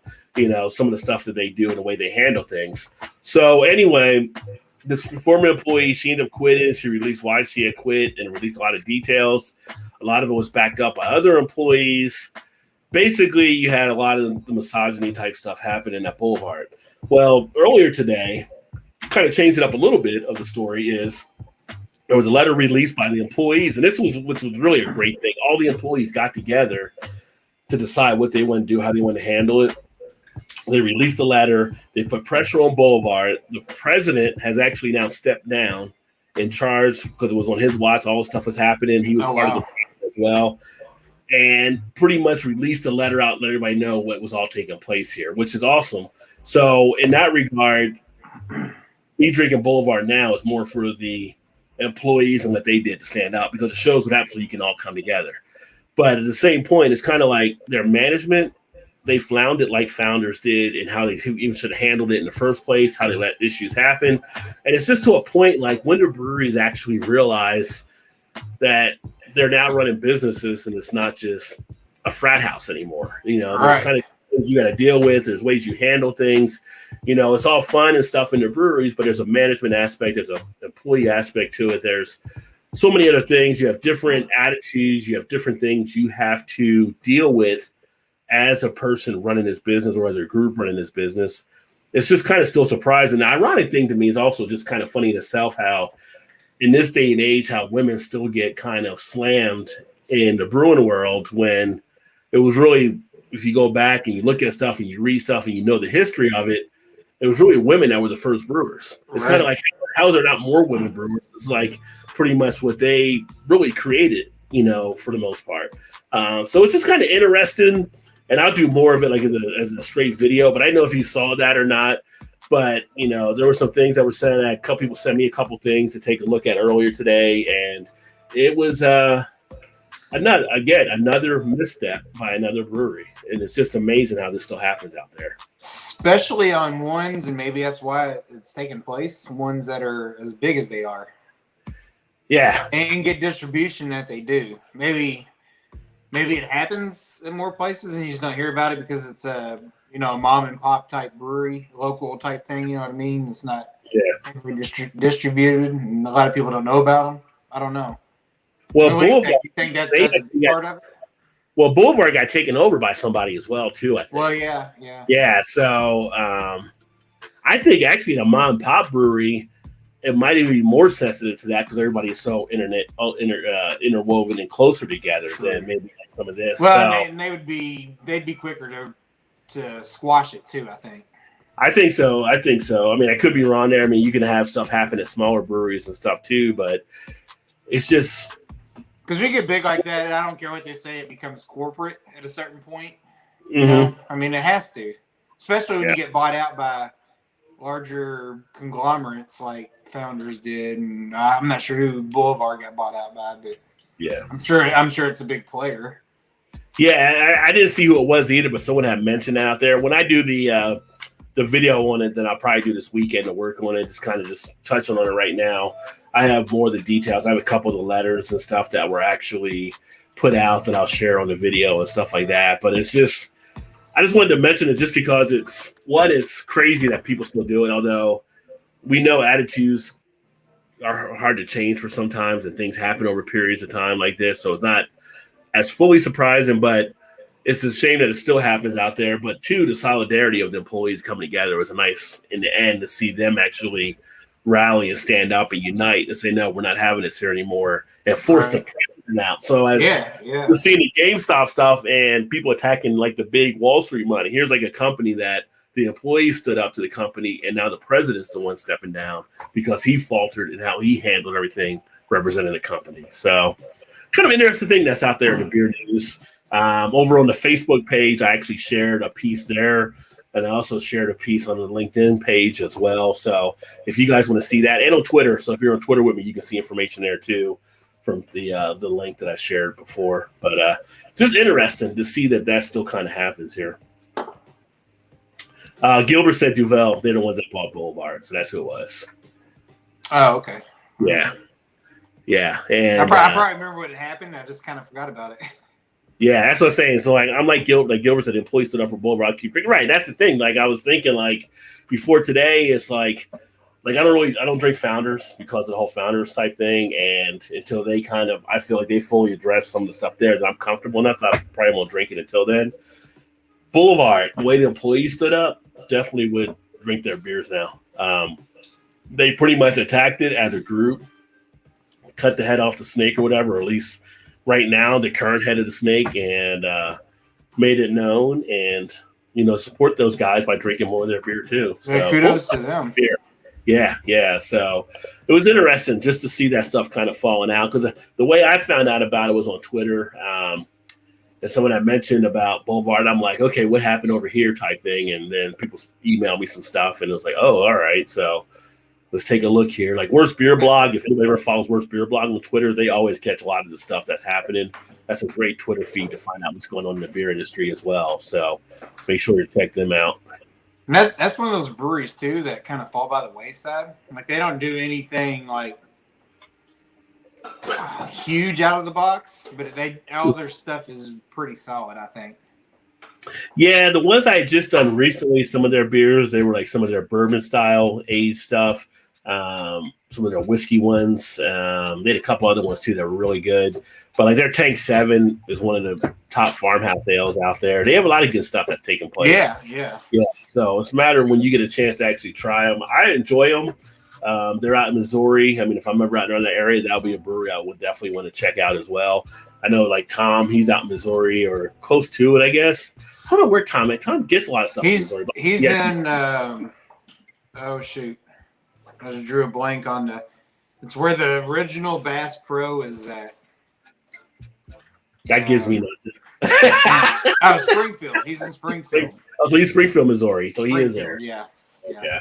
Which the only reason why I know that is because my cousin, when I was younger, my cousin Pat used to live in Springfield.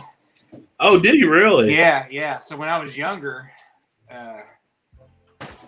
we went out there and visited. And that's the only reason why I know that Bass Pro was there, because that was before Bass Pro was what it is today. Like it wasn't that big.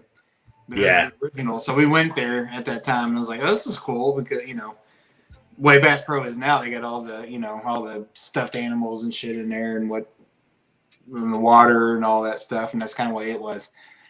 Yeah. That's cool. A little shop to go to check out. So even if you're not camping, it's still got some cool stuff in there. You guys just check out and everything like that. So used to take my daughter there when she was little, just because she liked to go and see the big, like all the fish in the tank that where they do like fishing things and stuff. Yeah, and all the like kind of fish in the creek and stuff, because we have like a little creek that runs through ours.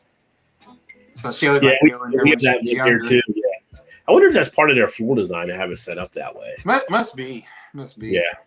Yeah. But I'm actually going to crack open one here from Sweetwater next. This is my third one here. I don't know if you saw this, the Festival. I have not. Yeah, that's the Festival. And this one comes in 8.1 ABV. Oh. Best by 10/23/21. Festival is a unique seasonal blend brewed exclusively for the holidays. Everyone at Sweetwater Brewing wishes you and your family a safe holiday season. We double dog dare you. Nice shout out to Christmas Story there. And if you're wondering, yes, this was another one that was a deal as well. Bottle conditioned. Yeah, so this one was, I think, the same, like $4.99 as well for the 6-pack. I mean, at this point, nobody should be shocked if a beer you're drinking was a deal. It should be more of a shock as if you actually paid full price for one. Right? Nobody should be surprised at this point. Like, what do you mean you paid $9.99 for that? You got ripped off. Where's the Rajay deal at? I tell somebody I paid full price for something. They're like, well, did they know who you were? Right. It's like, I don't get every beer for a deal. So didn't roll out the red carpet? What's going on? Yeah. Well, it's so funny. I don't know if you saw the post in the Beer Coalition that Catherine had put about going to post her best flight she's gotten in a brewery or whatever. Yeah. And then my friend Matt, him and his wife Ashley, Matt brought up, when he went to Arbor Brewing, that I knew the guy there. And so I don't know if you saw the picture or not, but they put a picture and everything, and then everything that on the table, the owner pretty much gave us because Rod hooked us up and told him we were coming out. He said, the only thing we had to pay for is maybe our food, I think. But I think when his dad went to pay for the food, they were going to comp him that too. He's like, I got to pay for something, his dad was like, yeah. He gave us everything for free. It's good to know people in low places. Yeah. It's I know some people. And his wife was like, "This was freaking awesome! Everything out here was laid out. I didn't know you were going to do that. I just pretty much told him, and he said, "Oh yeah, send him up. We'll take care of him and everything." He's a real cool guy. He actually is. He ended up selling Arbor Brewing. He's over in India now. He moved to India, and him and his wife pretty much travel and do that kind of stuff over there. But really nice. Yeah, it's kind of when we bought those bottles. It was like, "Oh, this is all going to be." What do you mean? What are you talking about? Shut up, just pay her. Let's go. She looked at me with that look like, what's wrong with your friends? Yeah, why are they disputing a discount? I don't understand. I mean, they don't know. They're not used to this. Uno momento, por favor. What the sure we was with royalty. We didn't know what was going on. Yeah, that was a fun time. But yeah, so still say we should have got a little bit of a cut or something for selling that coffee tequila or whatever that was. She didn't want us to leave. We could have easily stayed there and been working that table and all kinds of stuff. She may have. Just get out of the way and let us take over. Just take a break. She loved that we were calling people over there and people were drinking and doing samples and stuff. So we were in a holler and everybody was just coming over and standing around like, what is going on here? What do you? Oh, he ain't tried this here. You gotta have it. You gotta take it. Take a shot. Oh well, as you notice, there's a certain je ne sais quoi that able to go to these things and draw a crowd. At the beer fest, we end up drawing people too and stuff. I mean, it's just. But that one didn't even have nothing to do with beer though. That was fried bologna. Well, still, you're changing it, but it's still getting people. I mean, we went to parties. I know. It is. We took one guy away from his party. He was supposed to be with other people. He started partying with us instead. So. Yeah, when we were there, yeah. They had to come looking for him. We thought you were good. I don't know. I found these guys. I just want to hang out. They're way more fun than you are. You just went for another group. That was hilarious. I thought you had passed out somewhere. No. And then I'll just come in and sit down. Yeah. So, yeah, sometimes we're the walking life of the party, that's for sure. So, which is fun. It makes it fun. Nothing wrong with that. Nothing wrong with that. I mean, you've worked the beer festivals with me. That's all part of just what you do. So, if we won't have that again for another year, which sucks. I know, that does suck. Yeah. Man, just think it would have been, in 2 weeks? Somewhere around there, pretty much. It's usually around Valentine's time. Yeah. Yeah. And that's the big one. That's the 500 beer one or so. And we would have been down too, because if it actually was in 2 weeks, then she'd have been off that weekend, so we'd have totally been there probably. Yeah. do you know if they're still doing Dark Lord Day at all this year? Have you heard anything? Like, when is that? That's a good question. I haven't heard. I can't remember if that's usually in the winter on this end or like towards the fall, towards the end of the year. I think it's end of summer, early fall, I think. Yeah. If I hear you'll probably know too. I'll let you know though. Were you thinking about going? I want to go to one because I just heard about the beers and how much you get hammered and the fun that you have there. So that's definitely from everything I've read and heard, the bottle shares is just like you just walk around with a cup and people just pour beer for you. Yeah. And it's not people having anything to do with it. It's just people just, tailgating or whatever they're doing. It's just like one giant big old bottle share, basically. Yeah, I think every year I've seen photos, at least a few people have been laid out on the floor like this. Like, I'm just gonna go to sleep honestly, here. That's the goal when you go, is to not pass out or to get so shit faced that you end up on somebody's video. Yeah. And if you survive that, I think it's a successful Black Lord or Dark Lord's Day. Yeah. If you can get there and get out in one piece, yeah. It's like, okay. And the sad thing is, I'm not really that far away. Maybe 3.5 hours, maybe 4 hours at the most. Yeah. And I've never been there if you heard any. I don't know why. Yeah, I mean, I like to get there. Obviously, I think from where my direction is a couple hours or so. I mean, really, even 450 North are ones I need to get to at some point. I mean, oh yeah. Like I said, if it ever clears up and you guys come for the weekend or something sometime, we'll make a day trip and go. We'll go to Taxman and then zip over to 450 because they're right there within a 20-minute drive of each other, probably. Yeah. And then you can actually just go up to Indianapolis, which is only another, at that point, 35 miles probably. And get all kinds of, Ellison's there now and all kinds of crazy breweries up there. If they do end up pulling up the basketball tournament here in March, it'll be interesting because all the games will be in Indianapolis. Yeah. Oh, yeah. Yeah, the whole thing is being done there, so. What sucks is we might be on the outside looking in if they do make it there. With some of the games played on our home court.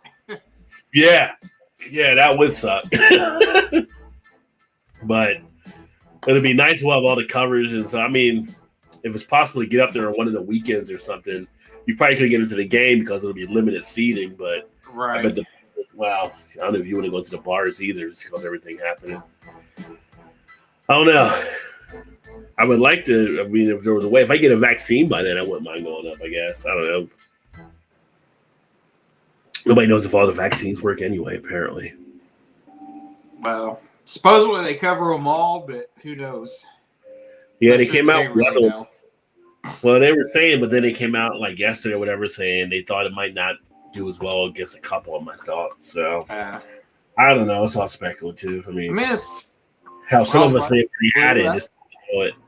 I mean, the flu shot doesn't really work against all the flu variants, I don't think, does it? No, the last flu shot, I think it was like 70% effective or something. So it wasn't even like up to 90 or something. But with the flu, it's just getting enough people to have it where it does work that people do that they're kind of isolated from it. It's not being spread to other people. So are you going to do the COVID vaccine when you can? I mean, I'd do it if it was there. I mean, I joke about like all the conspiracy type stuff, but I do it. I mean, yeah, I know the people that have done it. I know other people have done it. Yeah, I mean, I figured growing up in New Jersey, I've eaten worse than they'll put in a shot on me, I'm sure. So, yeah, you survived growing up in New Jersey, you're okay. So,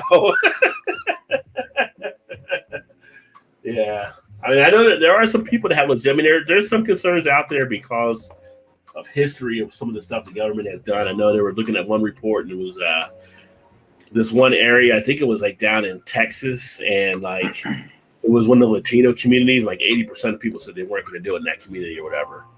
But some of them weren't going to do it because they were. I think there was a fear of some of them are not maybe being here legally and then being caught up and sent back somewhere or deported. So it's almost like, I don't know if it's all fear of the shot or fear of them not having the right papers or a concern, things along those lines too. But I know some people from different communities that feel kind of concerned about doing it. But then again, I know more people that will do the shot than won't. So like my mom, she's set to get it next Wednesday. She's getting her shot there. How about Peggy? Is she getting her shot?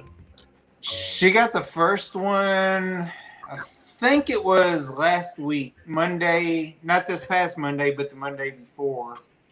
Yeah. And I think she got, what is it, Moderna, and what's the other one? Pfizer. I think she got the Pfizer one, I can't remember. I think she got the same one Shannon did, but I can't remember which one it is. I think it was the Pfizer. And then my aunt got one 2 days later, and she got the opposite one. So they've each had, so my mom and aunt both had shots last week, but they were the opposite companies. Yeah. Which I think the one my aunt has, you only have to wait like 2 weeks to get the second shot. And I think mom's is 3 weeks, I think, which is what Shannon did. I thought they were all 2 weeks. I thought both of them. Nah, I think it was 3. I could be wrong, but I think she had to wait 3 weeks. Well, I know the one she's 2 weeks in after having her second one, so far, I mean, she's not had any effects on it, so, or anything, you know, other than her arm hurting from the shot itself, which she said was, you know, normal for that kind of thing. So I know the one that was for Johnson and Johnson. That one I think is a one-shot one. Yeah. I think Johnson, and I think there was somebody else that's coming out that was a one-shot also, I think. Yeah. So I think that was the case there, but yeah, I'd probably go ahead and take it there. You know, we'll see what happens. I mean, a lot worse. I will. I think I will. Yeah, I know. If people are worried about them injecting shit to track you or whatever, I mean, you have these, like, you're already anyway, and they can listen to you. So, well, people get that. People get the smart TVs that have stuff in them that can do, like, people. Yeah. I was just talking, like Janine said the other day, I was just talking about dogs, and now my dogs are popping up on my Facebook. I'm like, yeah, because it's listening to you. Yeah. Like, unless you physically disconnect stuff, it's all listening. It's kind of like you got a smart TV, you got other stuff, the Alexas and all the different devices people have. You're already being tracked. You're already being traced to where you're actually at. So you're not really escaping anything. And I mean, my daughter to this day, when she uses her laptop, unless she's got to use the camera feature, she'll put tape over the. And do that, yeah. And she did this like, I don't know, what was that movie that came out 4 or 5 years ago about the guy that he lives overseas now because he was came out about the cameras and stuff. You're talking about Snowden. Yeah. Before that came out, she was doing that, and I was like, "Why do you?" I didn't even know about it then. I was like, "Why do you have tape on your laptop?" I mean, she probably wasn't. She just turned 16, so she was probably 10, maybe then. Yeah. And she was putting tape on it then. I'm like, "Why do you have tape on there?" She's like, "Because they can watch me." I was like, "What do you mean they can watch you?" She's like, "Everybody out there can see me when I'm on, you know." So I was like, I covered up. I'm like, okay. And then it wasn't much longer after that than Snowden thing came out. I was like, oh shit. I was like, how the hell did you know about this? Yeah, I didn't know if you ever saw the thing about the I don't know, it was like the nanny cams or whatever that the one family had in their house. A couple families have had it, but they basically had the nanny cam to watch over the kids in the room, and people and like started talking to the kids in the room, and like the one girl was like went out and got her parents, whatever. But yeah, it's kind of like you can hack into a lot of this stuff, and whether it's the government or somebody else, it's like you have that vulnerability possibly. So, I mean, the more we allow technology into our lives, the more technology gets into our lives, right? So that's true. Yeah. Yeah. You know, anything that you take on, and most people never read the terms and agreement on stuff anyway. No, you just click yes and go on. Yeah, you just click yes. Like, this is too long. You just if you don't, you can't proceed anyway. So it's like, right. You know, just like on PlayStation, you got to do all that and scroll to the bottom and hit yes. Like I've never read any of that. Like I don't even know. It could be like you're donating your first kid, your firstborn to me or whatever. Like, okay, sure. I just want to play the damn game. I don't care what it is. The devil shows up for your soul. Like, what are you doing here? Well, you don't you remember? You said you're playing DJ Golf over the PlayStation. Well, you went ahead through and you marked the yes. Right. Yeah, exactly. Yeah. You hit yes. So now I'm here. Time to pay up, buddy. Time to pay.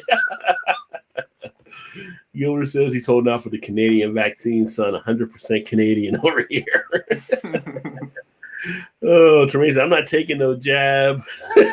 F that. Tremaine, don't trust the government. Tremaine's not on board with it. Yeah, I mean, like I said, I got no fear or concern of actually taking or whatever. And I don't know. People do their research. It's all there. People do other stuff.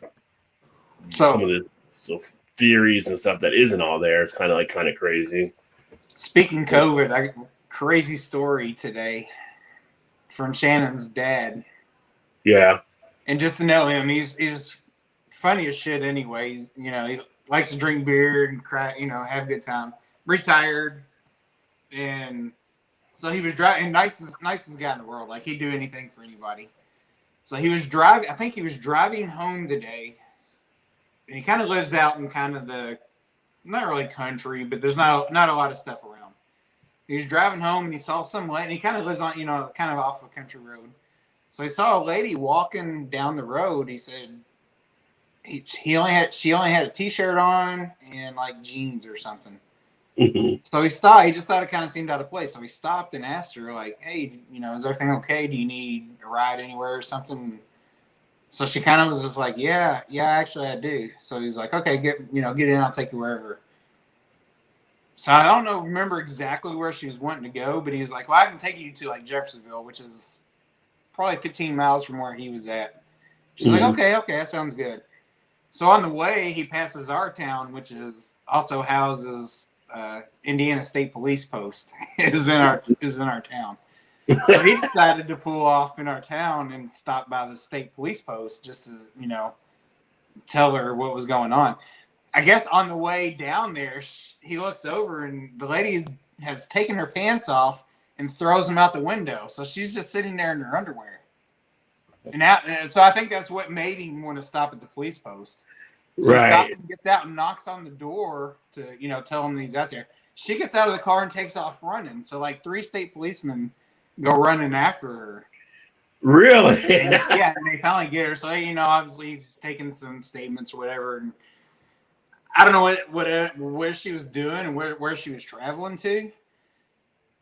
But later in the afternoon, he gets another call. So Shannon was telling me, she messaged me about 2:00. She's like, oh, wait till I got a story I got to tell you about my dad. I was like, oh God, what has he done now? Or what's going on? I was like, good or bad? She's like, well, I'm not really sure. It's like, he was trying to be good. But so anyway, I was on my way home from work and was talking to her, and she's like, I got to let you go. Her dad was calling in. So he calls her back and said the state police had called him back and said this girl tested positive for COVID. I'm like, of all the time, he's been so careful about stuff. Like he wouldn't, do any of that. I'm like, why would he pick a stranger up anyway during this time? But that's who he is because there's a woman, she's probably stress. Yeah, she was in her 30s, and he was just like, I was just trying to help her out. So now he's got to quarantine because she has COVID. She had COVID. Yeah. I'm like, oh, you got to be freaking kidding me. And he's been so careful all this step of the way. Like, it's crazy. I'm like, I was like, see, that's why you don't try to be a good person. Not try to be a good person. That's why you don't try to help people, especially during these times. Like, it comes back and bites you in the ass. She's like, I know. She's like, I don't know. Why? Yeah. And it may not, nothing may come out of it. I don't know, but. Well, hopefully he comes out all right and everything. So. Of course, he's retired, but he works, right now he drives a bus part-time. Well, I say part-time, but 4 or 5 hours a day or whatever it is for insurance and stuff. So it's something to do. So now he's got to quarantine from that because he can't even go out anywhere. Right. I'm like, damn, that sucks. Trying to be the nice guy. Right, yeah, exactly. She wasn't even trying to do nothing wrong, trying to help somebody out. And then, Well, it's like that commercial. I don't know if you saw the new commercial yet, but it's pretty much like Jenga. And it's commercial they've been running here in Kentucky and stuff. And it's like, oh, I won't get it. And I'm only going to, they're good friends or whatever. Or they never go anywhere. And they pull pieces out of the Jenga thing. And then the whole Jenga thing's fall over. It only takes one, you know. yeah, I mean, really, it is true. Like, yeah. Like we have a tight knit group that we kind of hang around with, like our mom, my brother, and her brother, and well, her dad too was one of them. But that's the thing, and what if takes that, and that's all it takes. Like you don't, somebody lets your guard down, and it's caught him, and you would have saw her dad or something. You could have picked it, and, so you just never know. It only takes one thing to get into the mix. Which I'm glad they called because. On Saturdays, I'll eat breakfast with her brother and her dad. So it would have been like 2 days from now, had they not called him, say on Sunday, and be like, oh, by the way, I'm like, shit, no, I already been exposed to it too, Yeah, I'm sure those 3 cops love it now because they're in quarantine too, probably. Well, yeah, exactly. Now they're all probably. Yeah, our post is shut down. Like Super Troopers. It's just radio left. Right. Now can I go to Road Chiefy? Oh man, that's a funny movie. Super Troopers, always a classic. That's a good one. Yeah, I haven't seen that for a while. I need to go back and watch that one. Yeah, I watched Super Troopers 2, and it had some good jokes, but it wasn't as funny as the first one. It almost felt a little bit more forced there. They were doing more of the Canadian jokes in that one, which I thought were pretty funny. And stuff. So we watched that new Tom Hanks movie over the weekend when we were down in Tennessee. Which one is that? It's is that another Mission Impossible? No, it was like an old Western. Oh, Tom Hanks. I was thinking Tom Cruise. Yeah. The one where you got the little girl or whatever. It wasn't bad. It was okay. Was it on like HBO or something or Prime or? No, it was. I'm not really sure. We had to buy it. It was like $20. Yeah. I'm not sure what it was. Was it a hotel or something? That's at the hotel or something you watched it or? Do what? Were you at the hotel or something and you watched it? No, we were staying at our aunt and uncle's house. Okay. $20 is pretty high. Because I was saying usually on cable, like even for a new movie, it's like $9.99 or something. Yeah, well, I mean, since all the pandemic stuff's been going on, they have been selling some of those for like $20. Well, the cool thing is with HBO, we get HBO Max, and all the new movies are coming out. At least some of the ones I want to see are coming out on that. Like, what is it? The Black Messiah and Judas or whatever that's about to come out. That comes out in a couple weeks, and then King Kong versus Godzilla. That's on Max as well. That'll be coming out here in March. Some other stuff. Yeah, I watched the trailer on my other channel. It's pretty interesting. I liked Skull Island for King Kong and the Godzilla King of the Monsters, but it was all kind of built up like in the credit. It was leading up to it. You knew they were going to be fighting each other at some point because they kind of led up to that. I've seen Skull Island, but I haven't seen the other one. Yeah, the other one was all right. And then they got the new trailer, like the new Suicide Squad movie coming out. Looks kind of interesting. It looks better than like the first one, maybe. And then some other stuff they got coming out. But HBO Max is getting all these deals. So if you got HBO, you get HBO Max for free. Right. So I pull up my phone and I have like a Chromecast, and I just hit the button and it pops right up on the TV set. So, but I never get a chance to watch it. I'm so far behind on that and Netflix and stuff I wanted to watch. And the wife's trying to get me to watch some shows, and I'm like, I don't got time to really watch that. Have you watched any of the Cobra Kai? No, I haven't watched any of those. I know people love that one too. That I watched. The first 2 years is on YouTube, Red or whatever it was called. Yeah. Now season 3 just come out a couple weeks ago, and it's actually on YouTube. I mean, not YouTube, but Netflix. Netflix, yeah. Isn't all 3 seasons on Netflix? Or just they are now, yeah. Netflix they are now, okay. Yeah, Netflix bought it. So I've got stuff. If you like Karate Kid, it's a really good series. Yeah. Which I'm not really even sure you have to really know Karate Kid because she likes it, and she only saw like the first one, the original one. Yeah. Well, it's like Coming to America 2 is out, I think, on Amazon Prime. I haven't watched that yet. I want to check that out at some point. Oh yeah, no. Forgetting about it. Gilbert said the Canadian vaccine is coming to America. 2 sons, 1 shot, and dry ice. Likely going to be used in rural minority areas. I haven't heard like a special one for Canada though. I mean, here it's all been Moderna and Pfizer, and like I said, just mentioned Johnson and Johnson. So, but you gotta people around here don't keep dry ice around enough. I wonder in Canada if you have more dry ice usage. It'd be interesting to find out or know. Yeah. So there's definitely more companies out there trying to get stuff done. So I'm sure we'll have. Oh yeah. Stuff happening. Got to jump on that train. Yeah, that one Denzel's got that movie out too. We're about to come out. Supposed to be kind of a freaky type thing. Yeah, that looks pretty good. Yeah, and the one with his son. What's his son? He was on Ballers. He was the receiver on Ballers. It was Denzel's son. Yeah, that's Denzel's son. He has a movie I didn't know that. Where he's like, for lack of a better term, like a Bond type character. I can't remember the name of the movie is though, but he's I'll look it up now. Supposed to be pretty good too. I think it's John David Washington might be the name. We'll see.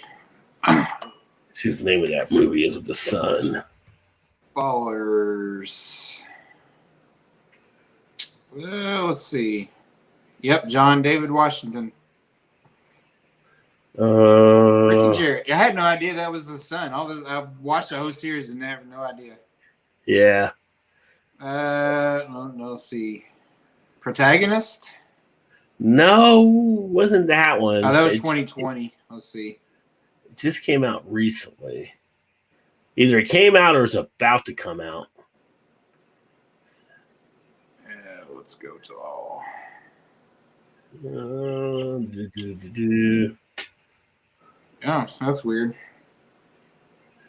IMDb only shows Tenet. Tenet, that's what I'm thinking of. Is that a show or? Well, it says 2020. Okay, so I think that was supposed to be really good, and I haven't seen that either. Yeah, it gets 7.5 on IMDb, which is usually pretty good. Yeah, he's a pretty good actor and stuff that I've seen. I mean, damn, that thing's like 2.5 hours long. Yeah, that's the other thing. Some of these movies, they make them so long now. I was like, I got time. I was going to sit down and watch one of the movies I haven't seen before. It was like, I think it was one of the Spider-Man Come Home or one of those movies. And it was like 3.5 hours. Like, I got time to sit here for 3.5 hours and watch this movie. It's like, why you got to make them so long? Oh, you're muted. You're muted. Oh, sorry. Yeah. I was like, I ain't got time for all that. It's 3.5 hours. Yeah. Although Gladiator was a long movie, but I watched that. So, or Casino or Goodfellas. True. It's or most of the time nowadays, you look at it, it's like, do I need that long? They went through a span there where everything was like 3 hours long. Yeah. It was almost like the new thing. Like, you got to have movies 3 hours long. Like, nobody wants to see all that. Like, you ain't going to the movie to see that because one of those seats ain't that comfortable anyway, unless you go to one of those new ones now that, you can recline and leather seats and all that. And the ones here that we have in our theater, they're like all the recliner type things now. They've remodeled. We have an AMC theater, so they did remodel it. So maybe their stock going up will help them. Are yours open now? They're open, I think. I just don't know how many people are going. They probably got a socially distance in there, but they were back open. Yeah. The closest theater to us is still closed. Like, they're shut down altogether. Which I'm not sure if they're even going to open again. I'd assume they will, but I'm not really sure. Yeah, I mean, I'm thinking it's open just because I saw AMC theaters that reopened, but it could be closed depending on the state or whatever. But, yeah. Well, no. Because we got a newer one that's in, which it may be an AMC. I'm not really sure if it is or not. It's actually open, so I don't know. Yeah. So I don't know about the Canadian vaccine until about a week ago as well. They don't tell you shit. That's for sure. Yeah. Well, they had a thing in Oregon where a couple of the medical workers were delivering the vaccine. They got stranded. And so they started giving the vaccine out to people that were stuck where they were on the roadway because of the snow and stuff, because it was going to go bad. So, oh yeah, the people that were out there surprisingly were able to get the vaccine. That was the thing. It was like the first couple weeks when they're coming out, they were saying they were throwing tens of thousands of the vaccines away because it's only good for like 7 days or whatever it was. I'm like, why would you not just say, okay, come first serve if you want it, no matter how old you were? You know what I mean? Like, why are you gonna throw it away? Just give it out for free, or they give it out, before it expires and stuff. Yeah, I was always give it to anybody. It doesn't really matter at this point. Like, why would you throw it away? You just give it to somebody. Yeah, I was always wondering like why they just didn't do like they were trying to get people to do things a certain way and we're about getting it to the people. I'm like, why not the people get to you? Why not do like mobile spots in different states? You know, you have set up mobile command centers in each state. You know, that people could actually come there, you know, and get the vaccine versus how they were trying to do it like in the Walgreens or CVS. Like they're just send all people there. You know, you ever National Guard or whatever, whoever helping out and stuff, and then people can drive in. Which some of the places are doing that now. Like, who would have ever thought like the one state that's actually done the best this year has been West Virginia, who's got like 82% of the people vaccinated already. Oh, nice. Yeah. Well, I saw today. I think it was in Louisville. Was it Louisville? Maybe it was just the Louisville News Network. Anyway, wherever the place was they were doing the vaccines was a drive-through. Yeah. And they actually called one of the Chick-fil-A managers or co-owners or whatever to come in to help them get the drive-through faster. Wow, that's pretty cool. Chick-fil-A, they never work a drive-through, that's for sure.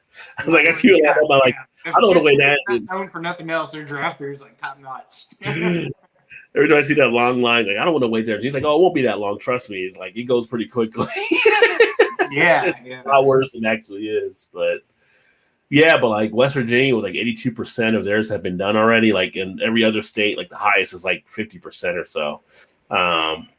And they pretty much they didn't accept the federal program for one. And then they didn't do the Walgreens CVS deal. So they basically got them to local pharmacists in areas for people. And that made it a lot quicker because people were able to go to their local spots that they trusted and everything. So that makes sense. Yeah. A better rollout plan on everything. Right. You know, get into the communities where the people are. But that being said, I think we're going to go ahead and wrap this baby up for the night. Unless you got anything else you want to add here. Nope, not that I know of. That's what I can think of right now. I gave my story for the night. Yeah. So but thanks for everybody that definitely timed in. Another Thursday night down and heading into the weekend. Hope everybody set up for a nice Friday. Thanks for everybody that joined us here in the chat. So get ready to sign off here. Upload some more videos. I got one more Eyeing Your Beer that I'll upload tomorrow. Then I got some other ones that I'll start getting in there as well. I'm trying to just get them all out in the series behind each other if I can. I think I might go live tomorrow and do like a battle of the beers. Like I got 2 beers from Oddside. I think it's Oddside that are like their stouts or whatever. And I might do something like that. I'm thinking about doing like a battle of the beer series between 2 beers that are different versions and see which one's better. So I may do something like that. I need to do more lives because I haven't done as much lives as I'm paying for StreamYard. I might as well use it more. So I was gonna say you kind of shut down the live stuff here lately. It's just been so much stuff. You know, I'm always like running around doing stuff. Plus, I lost the other channel, so I'm trying to do more with the gaming again and the hip hop channel. I do a video for that one, and then I did like a random channel just to put random stuff. Like I did a thing, like I said, about the Kong and Godzilla trailer I watched the other day, and putting some stuff out there. And they got a food channel, so I got some food stuff to upload with some different cheeses and foods I've done as well too. So try to do a mix of different things, but it takes time. How's that grill going? I only used it a couple times thus far, but we got snow yesterday. But you know, come probably mid-February, so I'm going to be cranking it up and getting some stuff out there. I want to do like some fish on it and cook some steaks, some corn on the cob, stuff like that, and everything, and get it really going. I mean, it's got like the 4 burners and the side thing, so I'm gonna be out there doing all kinds of stuff. I think with it. Speaking of steaks, have you ever heard of a cut called Chuck Eye? Chuck Eye? I have not. I have not either. When we was in Tennessee this past weekend, her uncle was like, "Have you ever heard of Chuck Eye?" I was like, "No." He said, "I promise you, it's better than ribeye at about a third of the cost." Really? I said, "I've never seen it." So they have like I don't know what it's actually called, what the actual name is. He always calls it like the meat discount store or something. But it's always like the Rod J. Deal store. Yeah, basically. Yes, Rod J. store for meats. But he said you can get it for like, he's like, ribeye might be $13 a pound or whatever. He's like, you can get this for like $5 a pound or something. I said, I've never seen it. Well, I just pulled it up to take a look at it. What is a Chuck Eye steak? An explanation of exactly what a Chuck Eye steak is. How to Grill's Profile has a video there, but it says, even though beef chuck isn't generally known for its tenderness, a Chuck Eye offers about 3 inches of what is essentially a ribeye steak. In a Chuck Eye, the ribeye muscle is surrounded by fat and connective tissue, as well as other muscles that are less tender. So it's got some fat on it, so that's going to bring some more flavor to it. Right, yeah. And that's what he was saying. I was like, I've never heard it. I don't know if anybody, like Kroger or someplace you can get it. I don't know. Well, so the next time I go down there, which I was going to this last time, and time just kind of slipped away. I was like, I never went to the store so I can try to see if we can find it. He's like, well, next time you come down, because I took a cooler and everything, anticipating to bring back some meat of some sort, because they buy this. I don't know what kind of bacon they buy from this place, but it's so good. Like it crisps up really nice. It's like, we get about like 5 pound slabs or something. I'm like, oh shit! It's like it's a really good price. Well, there's a lot of people that use it for sure. I've seen a lot of stuff on Google. So I don't know if that's what it's actually called. So I asked him, he's like, I think that's what they call it, is Chuck Eye. So that's why I was asking you if you ever heard of anything like that. Yeah, it's definitely the Chuck Eye. And you mentioned bacon a few weeks ago. Actually, probably about a month or so ago. I actually got a bacon wrapped meatloaf that I got from Kroger. Bacon wrapped meatloaf? Yeah, bacon wrapped meatloaf. Was it good? Yeah, it was pretty good. I mean, you throw bacon in, it's going to be good. Right? Soften it into mashed potatoes, a little bit of gravy. Yeah, it was. I was like, they had bacon wrapped meatloaf. I said, I'll try that or whatever. And Kate brought it home, put it in the oven or whatever. We made dinner with it. But yeah, it was pretty good. They haven't had it back since then, but I'll definitely get it again there. But nice. So so keep your eye out on some Chuck Eye. Chuck Eye steak, something new to take a look at. Yeah, I bet with that fat, like it shows on here, going through with the flavor that. I googled it too, and it's basically sounded like it was a little bit of a variant version of a ribeye. Yeah. I was like, shit. See, a lot of people are kind of looking like it might be like a roast for some people, but some people have it filleted up too. So just depends on the thickness of it. I'm all about trying different cuts of steak for sure. So. Oh yeah. All about that. All right, everybody. We'll get this baby wrapped up. Gilbert said good night and cheers, fools. You too, brother. Thanks for swinging in. Everybody else out there. And just remember, if you ever need a bottle opener, a piece of wood and a screw does just fine. I can't believe a piece of wood and a screw. Oh, Grand Cru. Just make one. Yeah, you just make one. You have shop class. Actually, I know some people that have some of those that have bought them from like breweries that make them that way. Yeah, I mean, like I said, so you don't like dent in the cap or whatever. It's just the simple things in life, right? I know. We overcomplicate things too much. All right, everybody, we are going to get out of here. Look forward to catching up with you guys soon. Keep drinking those good craft beers. Remember, there's always time to get your beer on. If you're new to the channel, make sure you subscribe, like, comment, all that good stuff, and share. See you guys later.